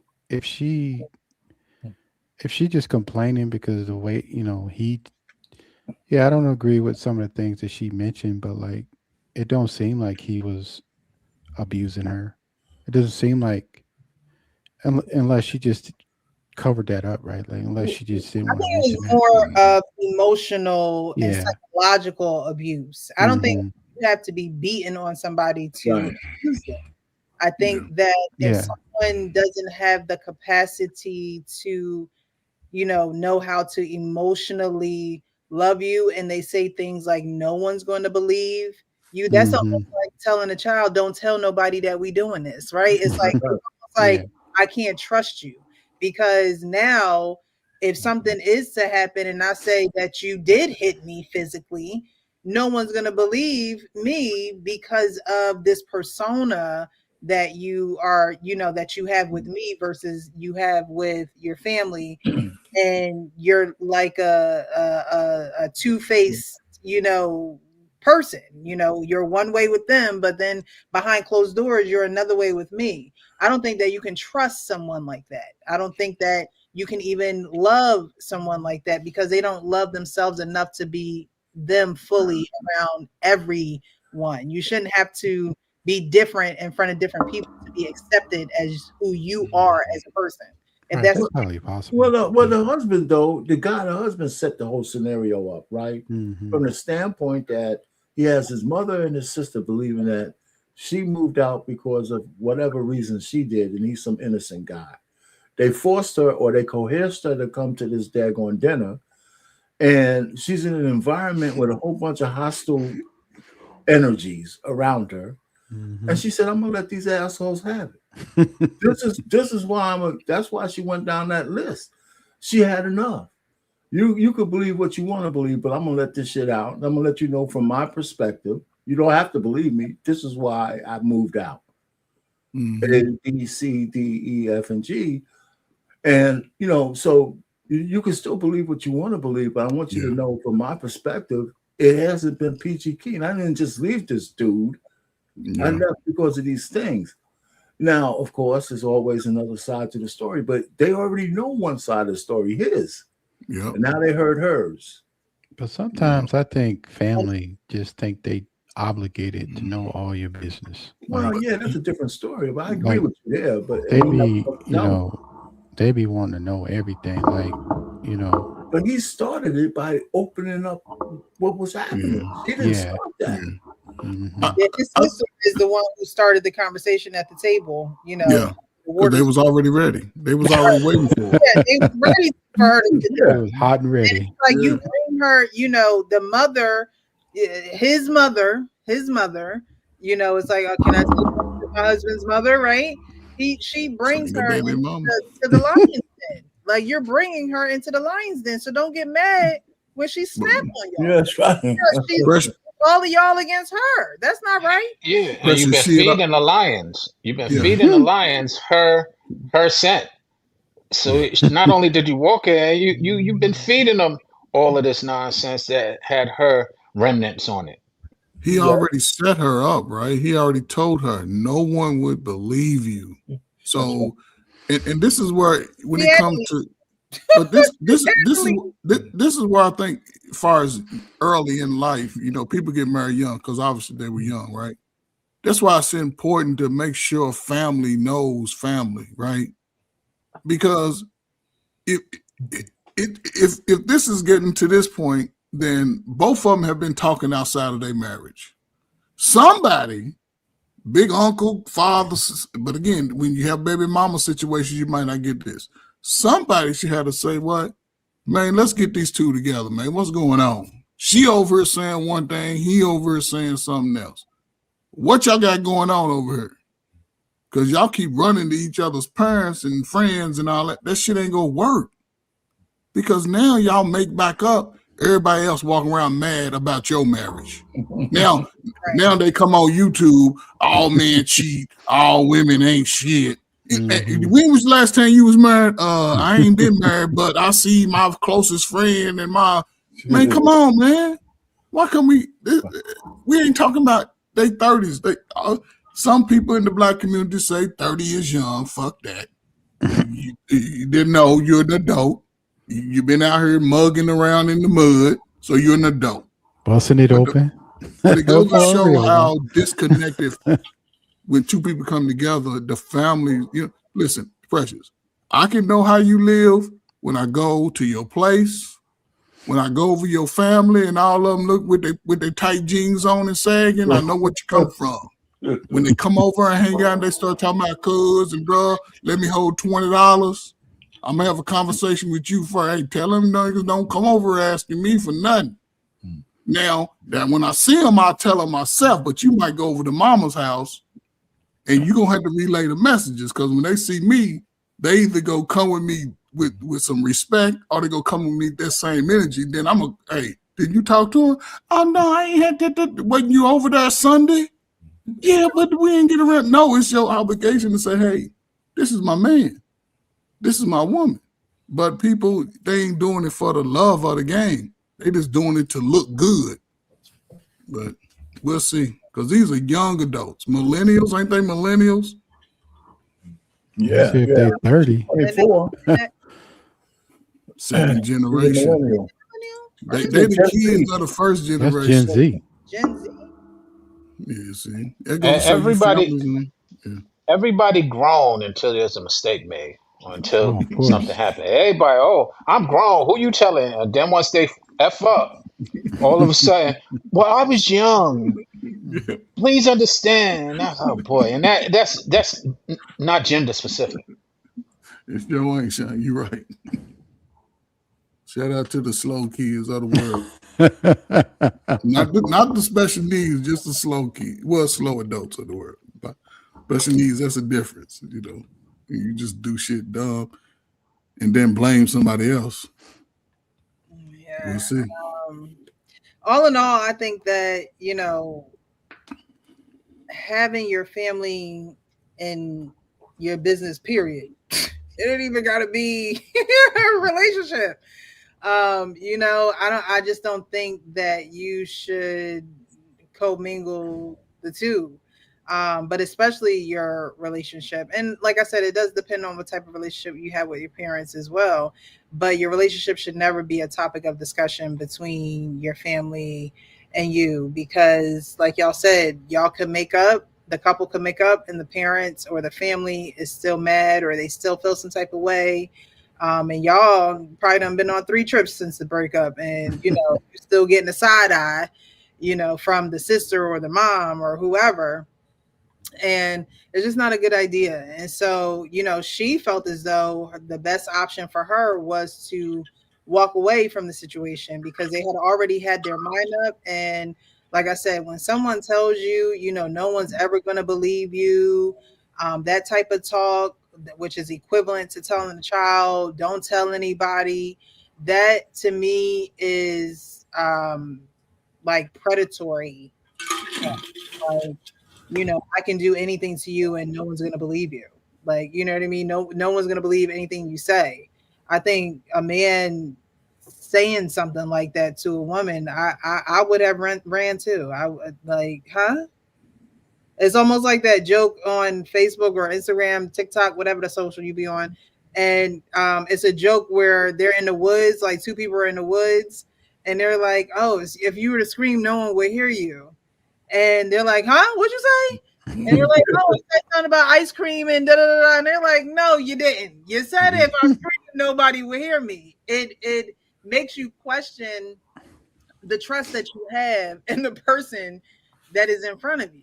When it makes you question it. It makes you think twice about the relationship. What are you really here for? How do you really feel about me? It's just not.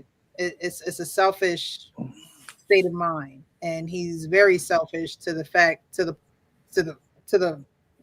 point where his sister is coming to his defense as if they're dating.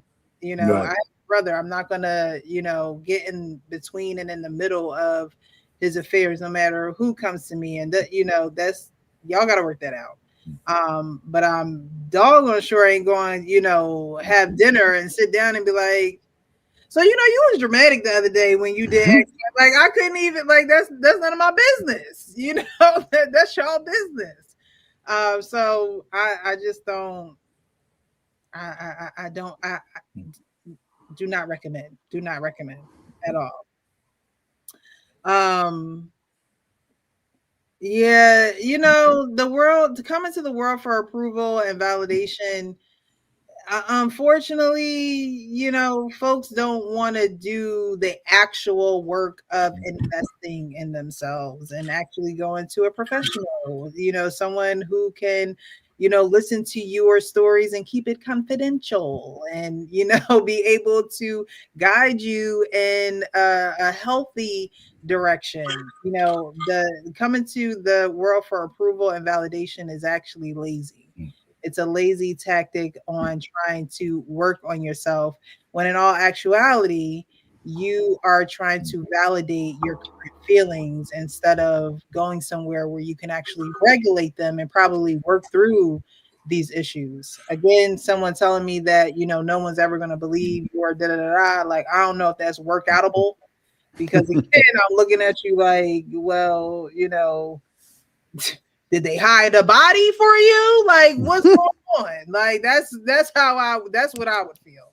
But other than that, I think that, coming to the internet and trying to seek validation and things, that it's the lazy way out. Because you'll have a whole bunch of unhealed people telling you what they would do, what they wouldn't do.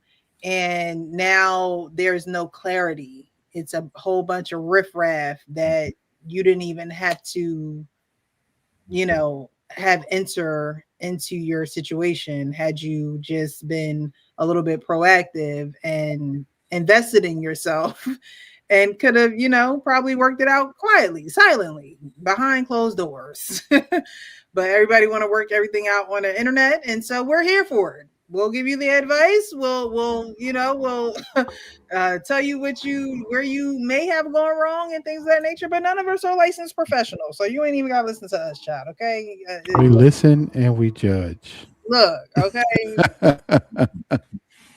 It is what it is. But as long as y'all keep bringing it to the internet, we're gonna keep reviewing it and seeing where in real life we can do things a little bit differently. Mm-hmm. Learn from the laziness of others.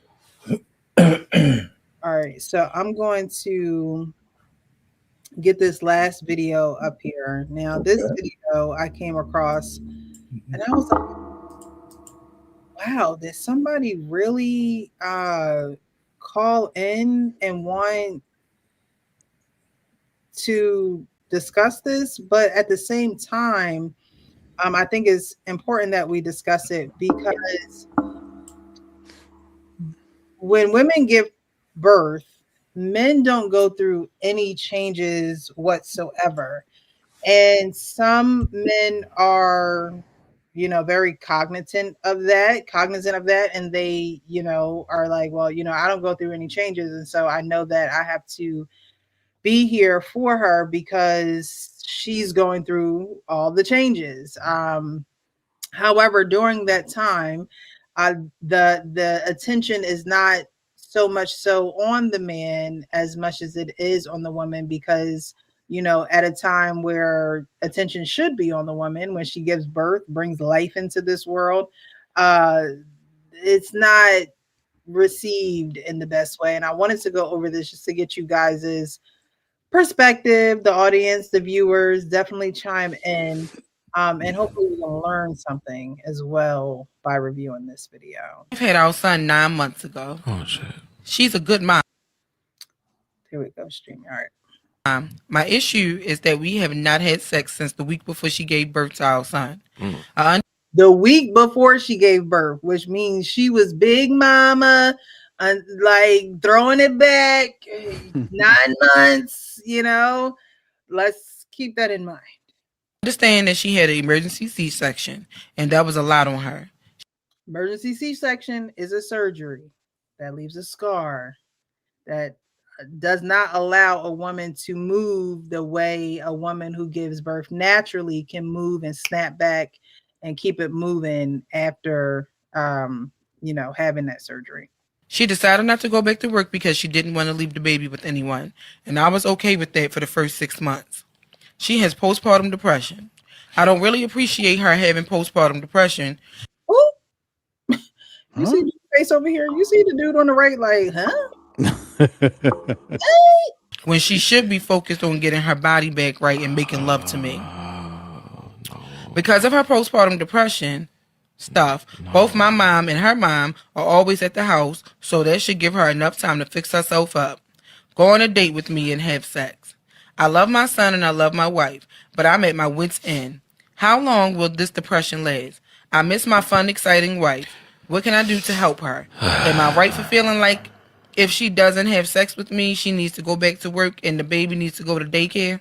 Not if she don't have sex with me, she gotta go back to work. Oh, that was the end.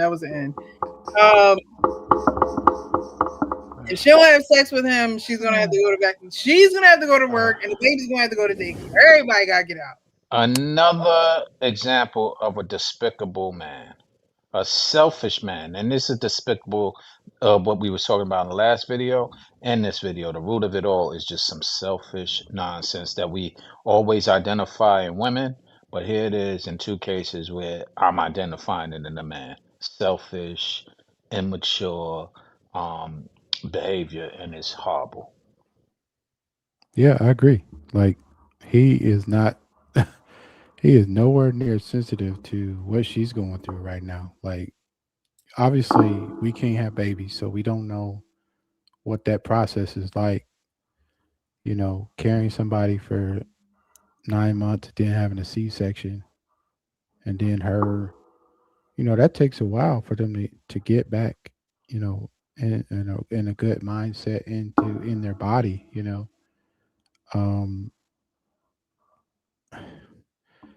Some people are just not they're not empathetic or not sensitive to what people are going through. And like all he cared about is going. He like the last lady. He like the lady who had brain surgery. Exactly. But she don't feel appreciated. You know, so like, yeah, he out of order. And he need a reality check, and he need to go talk to somebody that actually can give him some advice. All right. So you done? Well, first, I don't believe in the premise that when a man's wife is going through pregnancy, it doesn't impact him. I don't believe in that at all. Mm-hmm. He might not have the same kind of, Say what?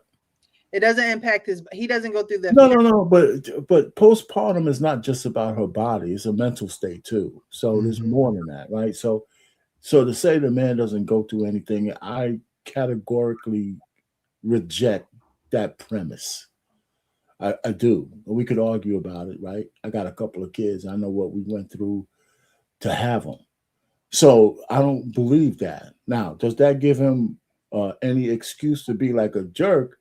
But it could be a symptom through what he went through, right? His own depression. He needs therapy for that kind of stuff, right? He's putting his angst on the wrong person.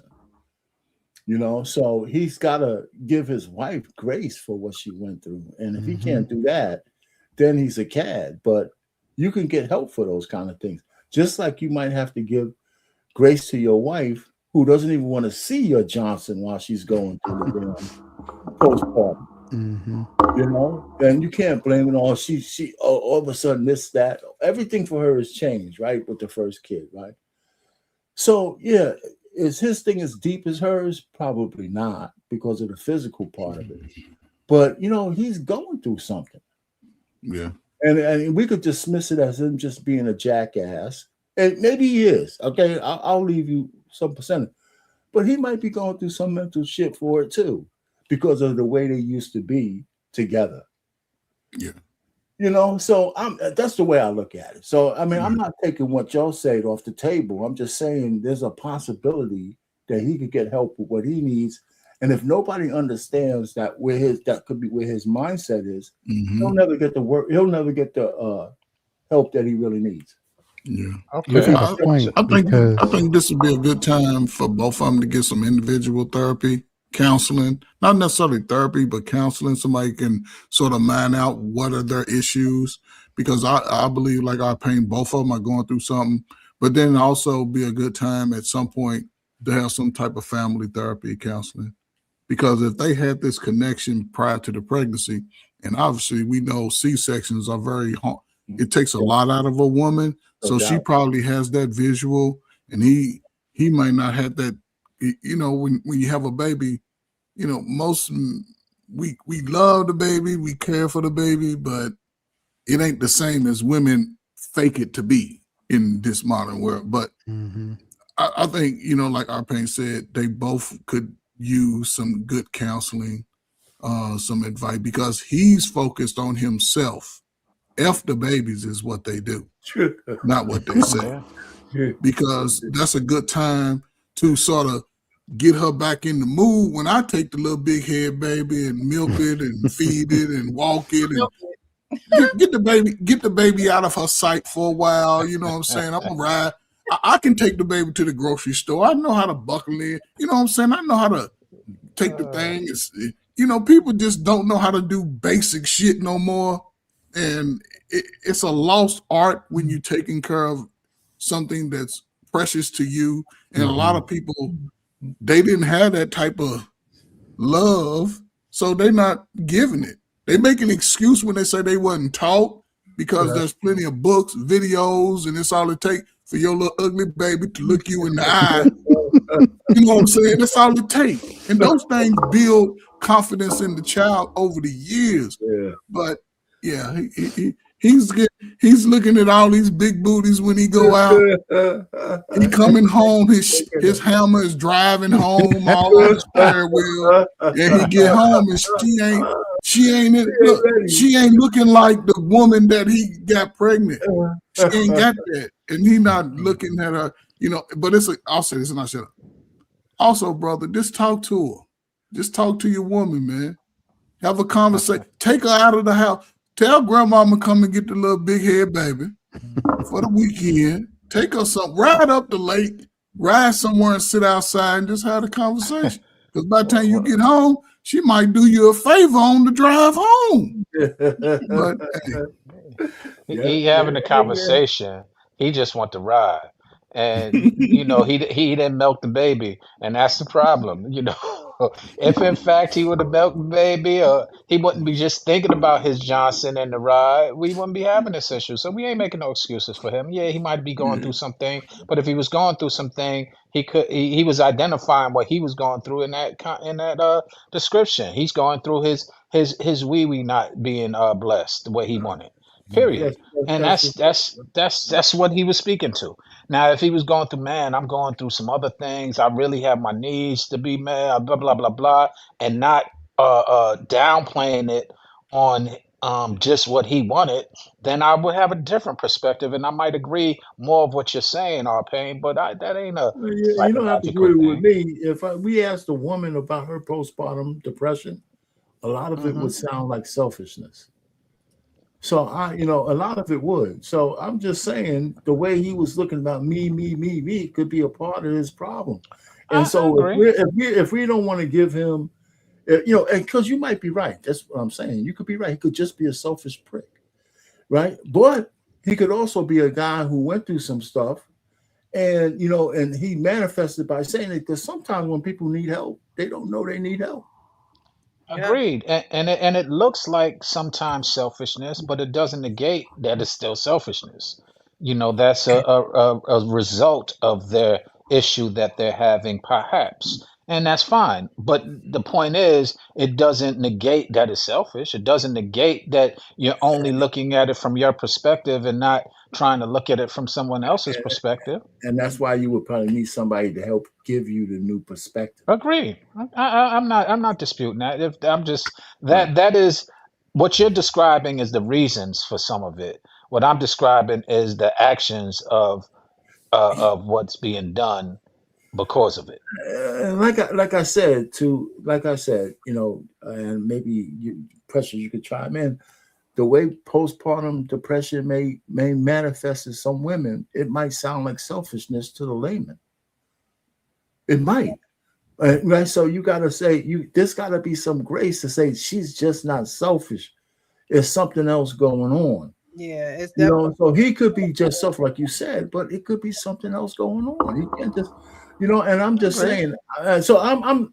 You're right. I'm not trying to give him a pass. I'm just trying to kind of equate the two situations that they're both going through. She's actually going through some physical trauma that has set off some mental stuff that goes along with it, body and all that shit. He's going through the fact that he was banging his wife out all the way up until the last trimester, and now he can't get none. Well, that's why you're right. That's why I'm leaning more towards. He was a willing participant all the way up until then too. And that's why, go ahead. I'm sorry. I mean, but that tells me their life was predicated on them bouncing on each other all the time. I don't know if it's there, but I would say his life was, according to what he said. And if your woman don't want you to be bouncing on her all the time. But the whole thing is, wait. You got to realize what I got. She might have been willing to prior to that C-section. That's what I'm saying. But that's not because she wanted to. That's because she was trying to appease her man. And when C-section, she no longer could have done it physically, possibly. We're talking about before she had the C-section. They were having sex all the way to the fact that before they what I'm saying, right. I'm saying that it might true, but that might not have been according to what she wanted. It might have just been her appeasing. That often? Are you saying that he was? I'm saying that's a possibility. She could have been doing it for him. Something. Listen, most women, man, let's stop taking agency from a woman. You're saying he actually was assaulting this woman every time he wanted to have sex? No, not at all. No, not at all. I'm saying There's women who like to give their husband some ass. But that doesn't mean she always wants to. So as a woman, chime in. Okay. If she is throwing it back before, this child, before, the whole dynamic of the family change, she wanted to. She wanted to give up the bun. She wanted to spread them legs and bust it wide open. Okay, that's what she wanted to do. However, she has now had a child. Things change. Right. A woman's brain naturally changes after she has a baby. It's scientifically proven. It changes. Your body changes. You think very differently about the things after birth than you did before birth. And of course, birth has a lot to do with that. But again, your mind is changing. And so it's not that she doesn't want to do it anymore. However, there are things that has happened, such as birth, such as a psychological nature of knowing it is now your full responsibility to take care of another human being besides your husband, which that's a different dynamic, because a baby and a full-grown man are two different dynamics. Knowing that you're the mother and primary nurturer of this child. A lot of women get overwhelmed in just that thought, not even the act, just the thought of knowing, oh my God, this baby about to be crying every 2 hours. Like, I need some sleep. I don't know how I'm gonna do it. I gotta get up in the morning. I gotta, just the aspirate the milk out of your nipple. Aspirate the milk all the time. When a baby, yes, like a woman's body, child, remember, a woman's body, God is just amazing at how I was watching animals give birth earlier. I don't know how my algorithm landed. But a woman's body reacts and responds to a baby. Like when my daughter would cry, I would fill up with milk. And I wouldn't even have to be in the same room with her. I wouldn't even have to be in the same geographical location as her. So that knowing that you are biologically tied to a helpless human being is a lot of responsibility and just heaviness that a lot of women are not ready for. The people think, okay, we have sex. Oh, we had sex. Oh, now we're pregnant. Up, now we're carrying a baby. Ooh, I feel the baby moving. But as soon as you have that child, things are not as they seem. I don't care how you think, you're going to be just as normal as you was before. You're just not. Thank God. And, I'm grateful that I didn't go through postpartum depression. But some women do, and it's not, anything bad against her. This is a time, you're supposed to dwell with your wife in knowledge. And so if there's something that you don't know, you better go seek the knowledge for it. Right. And so like y'all are saying, maybe he needs to talk to someone at this point, because the baby's here. You should do these things before, prepare before the situation gets to what the situation is going to be. But since he didn't, you now have to seek after the knowledge to know how to dwell with your wife and help her and love her in a way that's different from when there was no baby.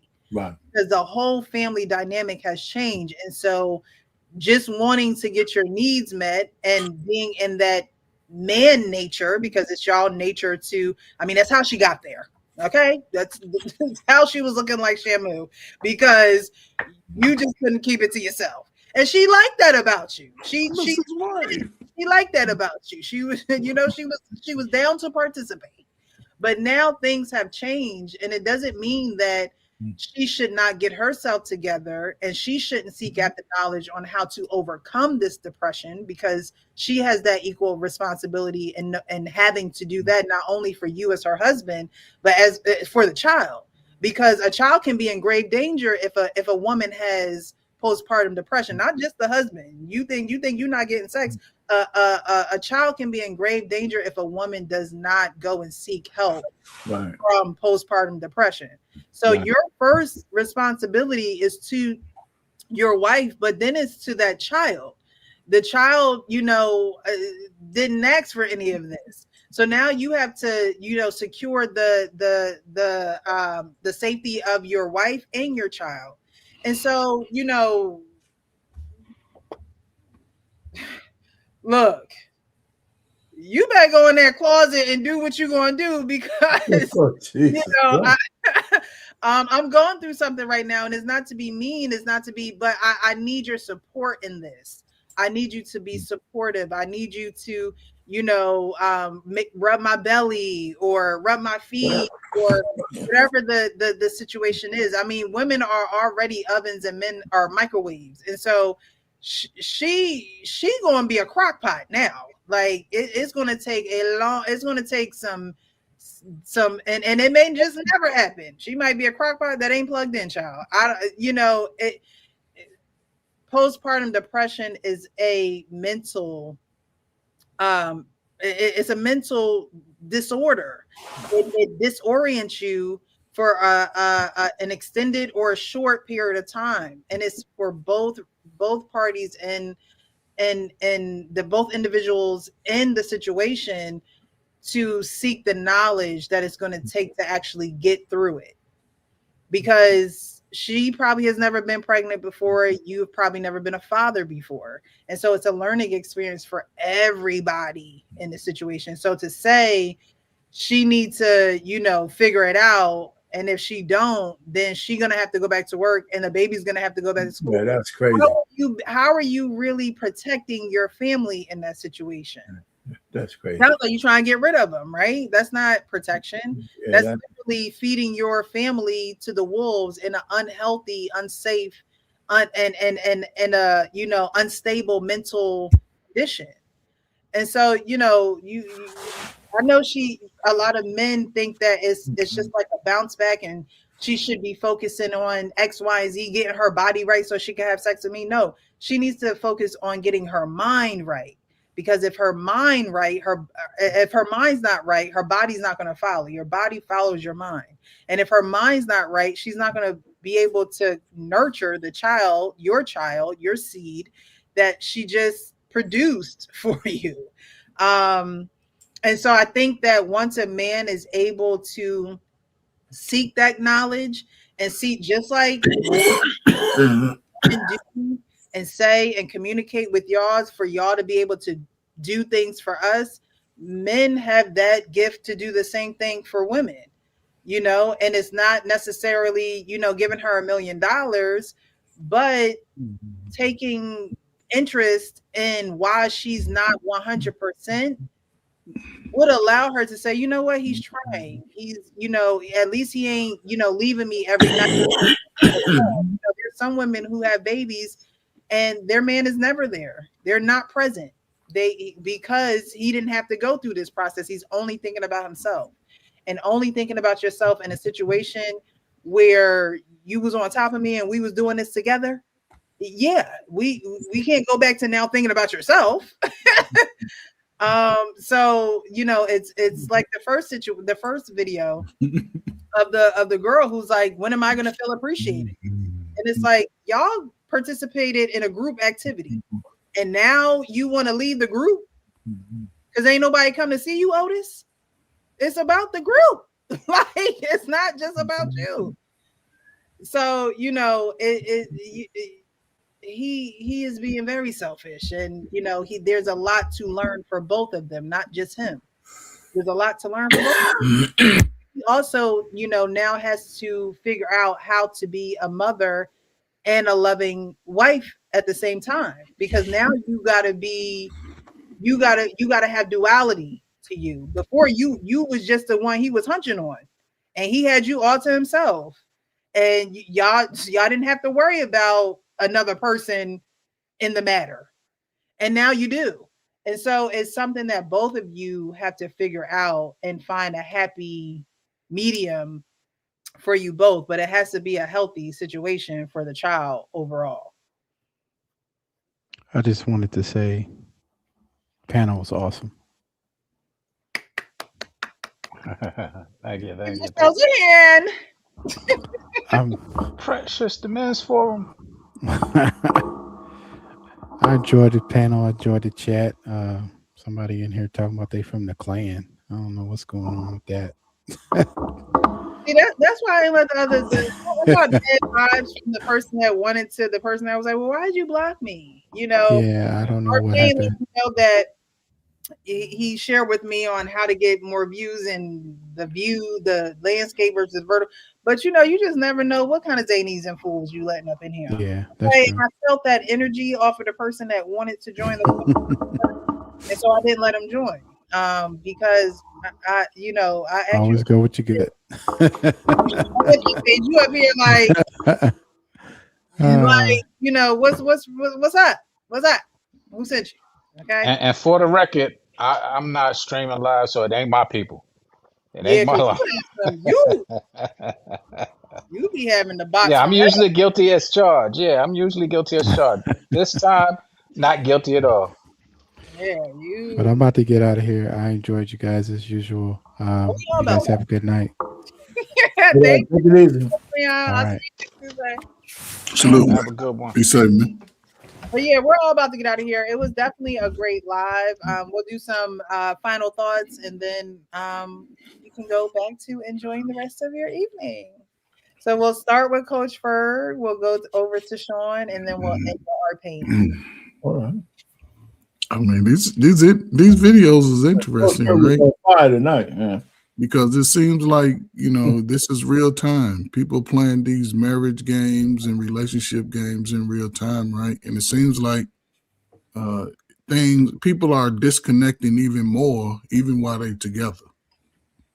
So, and again, man, listen, me and my wife ain't got the greatest relationship, but I'll tell you one thing. She fights hard for me. She fights hard for me, and I appreciate that because I make sure her life is easy. You know, we have conversations with sometimes when I'm on live, right, and are just listening in to some of these little crazy channels, right, talking crazy about the relationship. First thing, you know, she told me the other day, she said, I couldn't sit around listening to them damn fools whining all day. Okay. I'm like, well, a lot of people do that. And it's unfortunate because a lot of people haven't experienced it or may have taken an experience that happened in 1999, 2000 when R. Kelly was and P. Diddy was out here wilding out and have took that into their mature years. And a lot of people are living in fear of relationships. They're living in fear of how their life could possibly turn out over the next, 15, 20 years because America is shifting. And I think, and if people are screaming in this negative thing, because it affects us a great deal, because the financial ability to increases, it's becoming more individualistic, but it's really not growing the bank, because now you're looking at individuals have to survive. And it's just unfortunate, right? And I said about this, that the it's like the peer group that should be interacting the most, they're separating the most. And then you'll find, when it's like they'll go out and do all the wild shit that society say or get you caught up, and it's like they embrace it. But and a lot of it comes down to that fundamental dynamic that you had within your home when you was a kid growing up. What type of man protected you? What type of woman protected you? And we're seeing the, Sean, you in the music, we seeing the exact thing that Tupac said would happen. We'll have a race of babies that hate the ladies. Yep. And the ladies hate themselves. And men are starting to like show signs that, hey, I'm lashing at my mama, not just you. Because a lot of these guys were growing up in this type of environment because a lot of the leadership that we had, and I ain't saying we was at the top of the mountain, but damn it, we could hold the mountain line. We can hold the line now. it's I'm scared for the next 25 years for other people, because if a lot of people gonna see the true America in the next 3 years when this AI come into corporations, a lot of people are gonna be falling off. So they better start looking to find a half decent dude. As long as the dude, if he can know how to do stuff with his hands, he might be a good dude. But it's gonna be tough for a lot of women, because they by nature want a man to protect them, because women ain't gonna protect each other. Not if the Sean come in there looking all Davia and Suave. They gonna fight each other. So it's unfortunate, Precious. I hope that you find your beau and go and sit down somewhere and get up under that covering before you be out here with gray hair trying to date dudes that's 22 talking about, hey, mama, you pay like you weigh. It's coming. You gonna have to pay like you weigh, Precious. I mean, look, I'm not one of these females out here like, you need to pay for everything for me. I have no problem working. You don't work, you don't eat. Okay, like that's a principle that everybody should live by. So he better find me. Thanks, Coach Ferg. Have a great night. Sean, it's your turn. Let's get Coach Ferg out of there. Sean, are you there? Sean, you can't come off mute, man. Hit the mute button. If you can hear us. He's smooth in his camera. Yeah. I don't think he can hear us. You up, Sean? What is happening? Hold on. Let me see if I can unmute him. Sean. All right, going once, going twice. What's up, Sean? Go ahead. You up. Sean's out of there. Yeah, he's freezing us out. Hey, listen, this was a good panel. I mean, it's all right. I mean, I think I was wondering what we were going to talk about with the postpartum, but it's relevant for anybody who has some children. My wife, she didn't go through that. She had different challenges for us to have our children. So, but she was a champ. I mean, like I said, if you're a dad and a husband and you have children, there's something that, and you really love your kids, you nurture them, you do all that kind of stuff. It's a part of your life with your wife that you could never repay her for. You know what I'm saying? You could never do anything equivalent, because I believe a baby is one of the greatest gifts a woman could give a man, is the greatest gift. Right? There's no other gift that a woman could give a man that deserve. I mean, that's why I'm so upset with the Black community for giving babies to men who don't deserve them. And especially when we talk about all the stuff women have to go through to have those kids. Yeah. I mean, God should at least have to deserve some of that. So in the 10 years it took us to have 2 kids, and the stuff that my wife had to go through physically and everything else, I can never repay her for that. Matter of fact, we could have went, because I got 2 girls, and everybody says a man needs a boy and a son. And she would have went along with it. But after the last one, and what she went through, because we had 7 years, all that 7 years of trying to have the second one, I said to myself, there is no way I'm going to put her through that again. And for just a son, I mean, I want a son. Everybody, I said, but my ego is not that big. I mean, I got 2 healthy daughters, and they're doing their thing, so they're healthy and bubbly and shit like that. We stopped right there. We just didn't even talk about it. We just let time take care of all the rest of it, in terms of her not being able to get pregnant again. So, yeah, a woman risks. Her life is at risk when she lays down to have a baby, whether it's by C-section or not. Wow.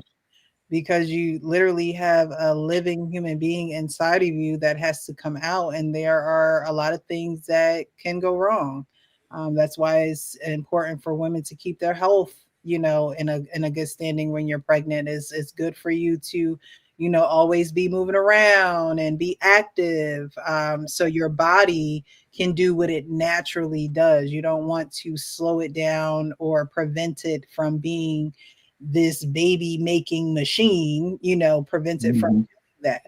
However, there are always risks. Even if you do stay active, even if you do, eat right, there are always risks because we're not God. You know what I mean? We're not, we're people, and things happen and people aren't perfect. The doctors aren't perfect. Sometimes they do not give the right diagnosis and give you the right advice. I've heard a lot of, especially Black women say how they have gone to the doctors and they have told the doctors their symptoms, what they feel like, how it hurts, and a doctor will send you home, and Did you see that one? Did you see that one when they kicked the lady in labor out of the hospital? I've been seeing a lot of different videos like that. I've seen the one where they had the woman on in a court Zoom meeting, right when she's in the hospital about to give birth. There's been a lot of content, not content. Now, this lady was going through labor in the hospital, and they put her in a wheelchair, and she's begging to stay, and they rolled her ass right on out. And her husband was there. He was like, what the hell? They didn't get more than 200 yards in the car before she went into labor to have the baby. Well, back in the day, that was recent. To do this without medicine and without a doctor and without a hospital, because they took the time to, again, seek the knowledge and know their people and know their bodies. Like, that's another thing. Women don't really be knowing their bodies. You want to go into a doctor's office and have this stranger tell you about your body. I was watching something the other day, and it was a woman from Africa. I'm not sure which part, but she was talking about how, Africans use food to heal their bodies. And, pretty much telling you the purpose of having certain things in these dishes for your digestion, for, no acid reflux. And, we have to not only dwell with others in knowledge, but we have to dwell with ourselves in knowledge. So if a woman don't even know her body and she goes to have a child, she is going to be in shock if she's not, learning herself and learning the education she needs to learn in order to this life change. Even post having children, and you get into those ages where the change happens, right? You start sweating a lot, and you start, like, those are things that you should be actively seeking knowledge after, because you need to know not only your body, but what can this thing that's happening to my body, how can it affect me and the people around me, right? And so that's when you start to prepare yourself for those things. You seek the knowledge of the older women around you. That's what the older women did, in our community. They get you ready for these things. But if that is dying off, you don't have women that are, willing to help the younger women, then you're going to have a lot of women out here who are either not going to choose to have children because they just don't even want to go through the hassle, or you're going to have a lot of women who are just in, panic mode, and they're going, it's going to take a lot longer for them to get through this postpartum depression period or season. It's going to take a little bit longer because information is, available. It's at our fingertips. And if you don't decide to seek after that knowledge, then you have nobody but yourself to really, blame for the longevity of a season that doesn't have to be that long, and the harmful nature that others can encounter because of your lack of knowledge. your ignorance can cause harm to other people too, especially the baby. So I don't know how Arpain, you was giving your final. Well, I was going to let the whole speak. No, but I mean, that was the last thing we were talking about, postpartum. I saw a part of so that was just kind of keying on that one, and just this little anecdotal thing, because my wife didn't really have it. She just wanted a baby so bad, so she was the process of something she was willing to go through. Right. And once we had the kids, I didn't tell no change. She just kind of bounced back into her regular life and to move on, doing what she had to do as a mother, and learning what she had to do. So, but, I could understand the woman with postpartum. I can understand how the guy reacted. It was selfish, but he needs some help to say, hey, listen, this is selfish. If you love this woman, you're going to have to be a part of her healing process, not somebody trying to bang it out of her with a hammer, trying to get her right again. That's not the answer. So anyway, those was good. Huh? So he might even need to see a sex therapist. Well, but you know what? Coach said it. What he really do? Hey, just take her out of the environment a couple of times. Take her out of the environment. You don't even have to think about sex. Get her out of it. Talk to her. Get her somewhere with his flowers, roses, and fresh air. All that. He wants some sex. He wants some sex. Hey, listen. There had to be a way that you got her into that mood. Yeah, right. That's how you set it up. True. Just romance a little bit, because if you go to a therapist, it's more professional at that time. But if you start doing those things, I remember I told a guy that, man. This is so funny. It's my last word. I remember talking to a young guy in the bar. He was like, it's a white dude, but he was like 25, young, had a 2-year-old, and his wife is giving him a little less than that, 1-year-old. And she was changed. He was talking about it. We were over here drinking. She said, man, I don't even recognize her no more. She's always stressed out, blah, blah, blah. I said, man, do you love your woman or do you love your wife? I said, why don't you do this? Okay, why don't you go home and tell her, listen, go out for the weekend. I got the kid. Just give me the kid for the weekend. Just get the hell out. Just go out, hang out with your girls, relax. Dude, I said, you don't have to do this every week. You just got to do it enough to take the edge off, man. She's going to come home and she's going to be so unbelievable. Yes. That I got my girl back. Because now you told her that every so often you're going to take all this pressure off her. I said, you don't have to take much to do these things. The guys just don't understand. Go ahead. That's the other. So that's what I mean. Like, a woman's nature is flow, right? And so when you have all these things in your head, like, oh my God, this responsibility, who's going to help me with this, and and a man comes in and automatically, and it don't have to be automatic, even if there is a conversation for you to get to this point, because everything's not going to be automatic. Everybody's not going to know everything, Right. But even, to get to the point where it's, I got the baby today. I'm gonna cook breakfast. I'm going to do the clothes or the laundry or whatever the case may be. Go get a massage. That allows a woman to continue to be in flow, right? She's still able to have that break, and still come back to you and give you what you need. Yeah, it's true. Listen, I tell people I might not be able to tell all this modern shit everybody's talking about, but I can tell people how to stay married. I could tell people how to stay married. And I'll listen. I'll listen to you, brother. I'll listen. What I'm saying? But anyway, so thanks, Precious. I'm done. You're more than welcome. I appreciate you guys. I always say you guys don't have to come up on here on Wednesdays. You could be doing anything, watching anyone involved in anybody else's panel, but you guys choose to be here to, impart your knowledge and your perspectives with the audience, our other co-hosts who engage. I appreciate you guys so much. But tonight was a good show.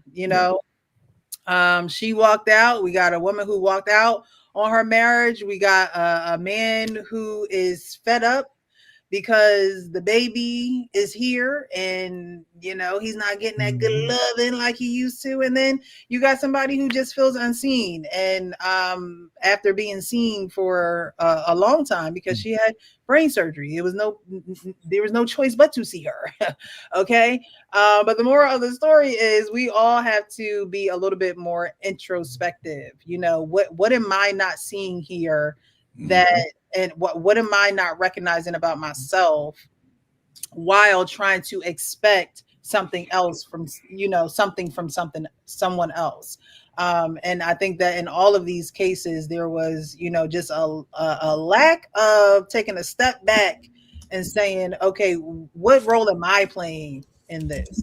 You know, you can be an enabler. You can be someone who, you know, it does not tolerate. You can be someone who is just in it for the wrong reasons, but you have to be able to acknowledge your role in it and move accordingly. You know, be real about it. I always say be real with yourself so you can be real with others. The woman in the marriage, she was real with herself. Hey, look, I can't be in a marriage where you're going to act one way towards me and towards your family. You're the nicest man on earth.